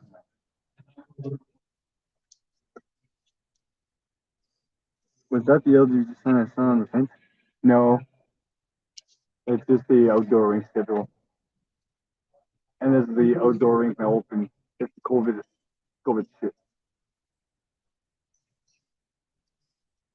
Speak up. Can't hear you.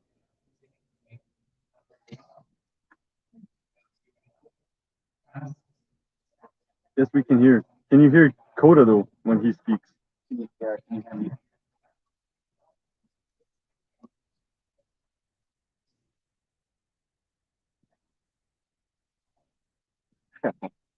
Thorn. Hey, I stood out in the cold, freedom fighting. Where's my cheetah? Where's my book signing? I want a book signing too. It's muffled. Yeah, he wasn't talking too loud there.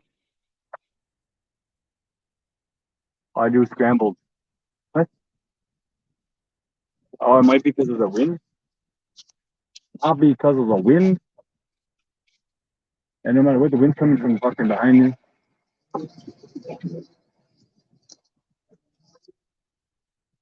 Watch you go on the other side. Watch you go walk. Like it's, I'm sorry, Chris. I'm traumatized by those things. My PTS came back out. What's going on here? Where are you? We're in calendar. The Tamara book signing and Harold Junkers, whatever the fuck. And we're just trying to get Tamara and ask her a couple of questions on private mode because the questions asked at the mic were only approved questions. And I'm sure if we would have that's what he said, two questions. Sam knows what. He's not going to prove that. Look at this fucking. I picked the best one and fucking. I would have been good. Yeah, Sam. I just want to know what the plan is. No, I'll put my fucking. Hey, can you hear me better? We don't hear Chris. Well, what the fuck? Here, can you hear that? Can you hear that? Your mic's on. Yeah, no, they're both. There's two mics. But now it sounds muffled. We don't hear Coda. I know we. Okay, what about now? Can you hear us now? Can you hear me now? Can you hear me now? I'm busy with the birds and the bees, but I can hear you both. Can you hear me now? Okay, Julie can hear us both. Been busy with the birds and the bees. Like actually, like birds and bees, like or like birds and the bees. I hear you, but Coda's though. Yeah, Coda's not talking too loud. Coda's just on. Okay, impatient mode. Video. What do you guys think? No, let's fucking ask her some questions. They'll be asking the questions. She won't fucking answer them. She won't never fuck it. That's our shit. This time. Yes, actual bees ones. Okay. Okay. Where's my down there? That's right here. It might be because of the wind, guys, too, that the sounds muffled. There's a big wind today.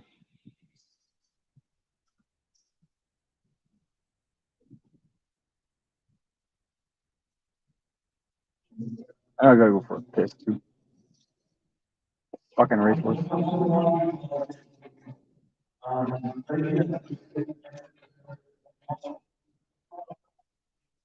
She's gonna walk away. $100 to walk away. You have the question written down. Maybe text them to yourself, Coda, in the case you blank on one. I would. That might be that. It's all good, guys.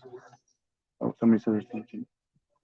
Question: as the assume convoy leader enjoys a book signing event while the Coot Boys sit in a remand center on grievous charges. for over more than 530 days now. Any words for the coots? Oh yeah, they're all gonna try and stop us because, like I said, they've been watching our live. They've been watching it because, like I said, last time I was on fucking unacceptable.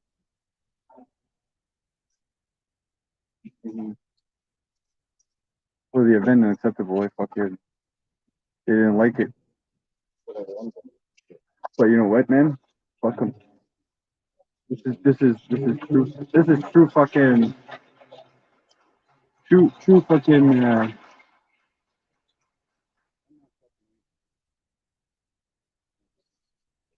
Might as well, fuck.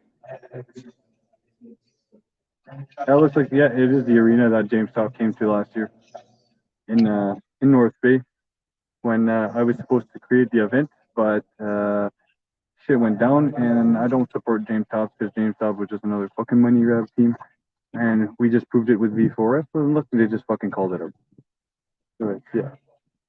Where are they all now? Where's V4F now? Where's fucking James Tops? Where's fucking we are the inaccessible of the reporting / journalism. Right there, Julie? We're doing some reporting / journalism and trying to call out everybody that fucking wants to cause issue and fucking use this movement for money and nothing but fucking money. Like, to be honest, and I'm fucking glad that you guys are all here for the same fucking thing because you guys all seen it. You guys all seen the fucking truth. And you guys all have our fucking backs on this one. Now we're just waiting for her just to fucking come out. Oh, here she is. Are you gonna get it? If she's on the road.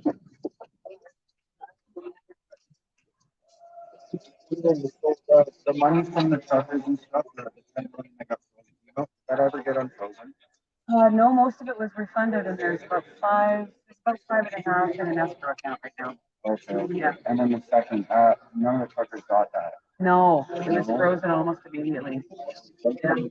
Yeah. Well, they seized the million that was released by GoFundMe. They seized most of the e-transfer money, other than 26,000. That's what we spent for, was 26,000 for that e-transfer. They froze the million.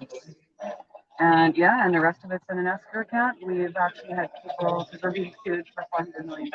Right. And some of the organizers have gone to ask even if they can use some of it. I also got one more question. Are you doing anything to support the Coast? I will do everything I can to support the Coast Boys. Absolutely. Yep. Yep. I just wanted to know that because not a lot of people are doing anything. Nobody's really speaking about it. Well, there's a lot in Alberta. There's a lot of fundraising stuff happening in Alberta for them. Yeah. That's awesome. So Good, yeah. good. That's good to know. Yeah, Good to know. yeah, it is. Yeah, there's a lot of support That's out there, awesome. and they're Just because once you get to Ontario and shit like that, you don't hear about it, yeah, right? of So course. it's like, Yeah, because it's so far removed, right? But I mean, you know, we're so far removed, right? Tony Case, you know, guys need all the help they can get in the support. I talk to Tony fairly regularly. Right. He's got my number, and he was actually in the Medicine Hat Remand for a while, so I went and visited him a few times. And yeah. Well, I'm Coda. I'm the one who got the release in Ottawa. Oh, wow. And I've been wanting to ask you. I've never actually like gotten the time to meet in person. I had a bunch of people want questions. So we're just curious on what's going on because there's a lot of people working using this for fame and fortune. And we just want to kind of see who's doing what and like because nobody's doing anything for like our homeless and there's 2 million people at this point homeless since COVID started, right? Nobody's doing anything about that. Under the street in the convent. Right. I mean, it's nonsense. It is nonsense. We should be looking after our own first. Thank you very much. Thank you. Thanks, guys. Have a good day. See you. There we go, guys. I don't know if you guys heard those questions there, but there you go. Some of them were pretty. I wanted to be up front and scripted, kind of, sort of, yeah. A lot of it was scripted answers. But there you go, guys. You got your answers. So, yeah. No, we staying or we fucking off now? Since we got our. I'd say we're fuck off. I think a lot of our groups are bringing attention to the homelessness. It's outrageous in some areas, right, Julie? Thank you, Chris and Coda. I didn't ask Thank- much because, you know. No, but they're still doing a fucking great job for asking those hard questions. Thank you. Proud of you both. Very professional. Well, I didn't want to be rude. I'm not the kind of guy who's going to be a dickhead, but I do want to know, right? I want to know, like, you know, what are you doing? Where'd the money go? Is the money still frozen? You know, like, what are you doing for the Coots boys? You know, like, are you doing anything? Right? Like, those are the kinds of things that I want to know.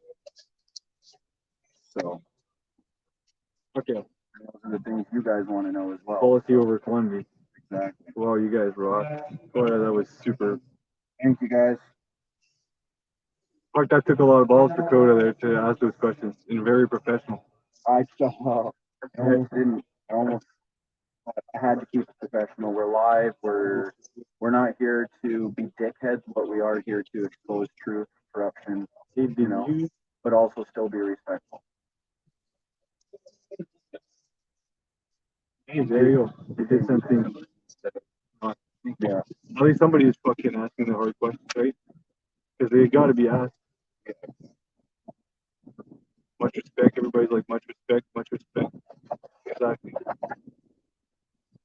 Thank you. Thanks, guys. Much love, guys. Ladies and gentlemen, we'll probably end it off here. We'll do some clips and stuff. Well, it's Sunday. We'll go live later again. We can talk and touch base about all this stuff. And there you go. I'll talk to you soon. Thanks, guys. Much love. Thank you, guys. Peace, love, and freedom. Peace, love, freedom, and we'll see you later. Now, and we'll be going back on. Bump that outro. This one, right? Yeah, that one. Go.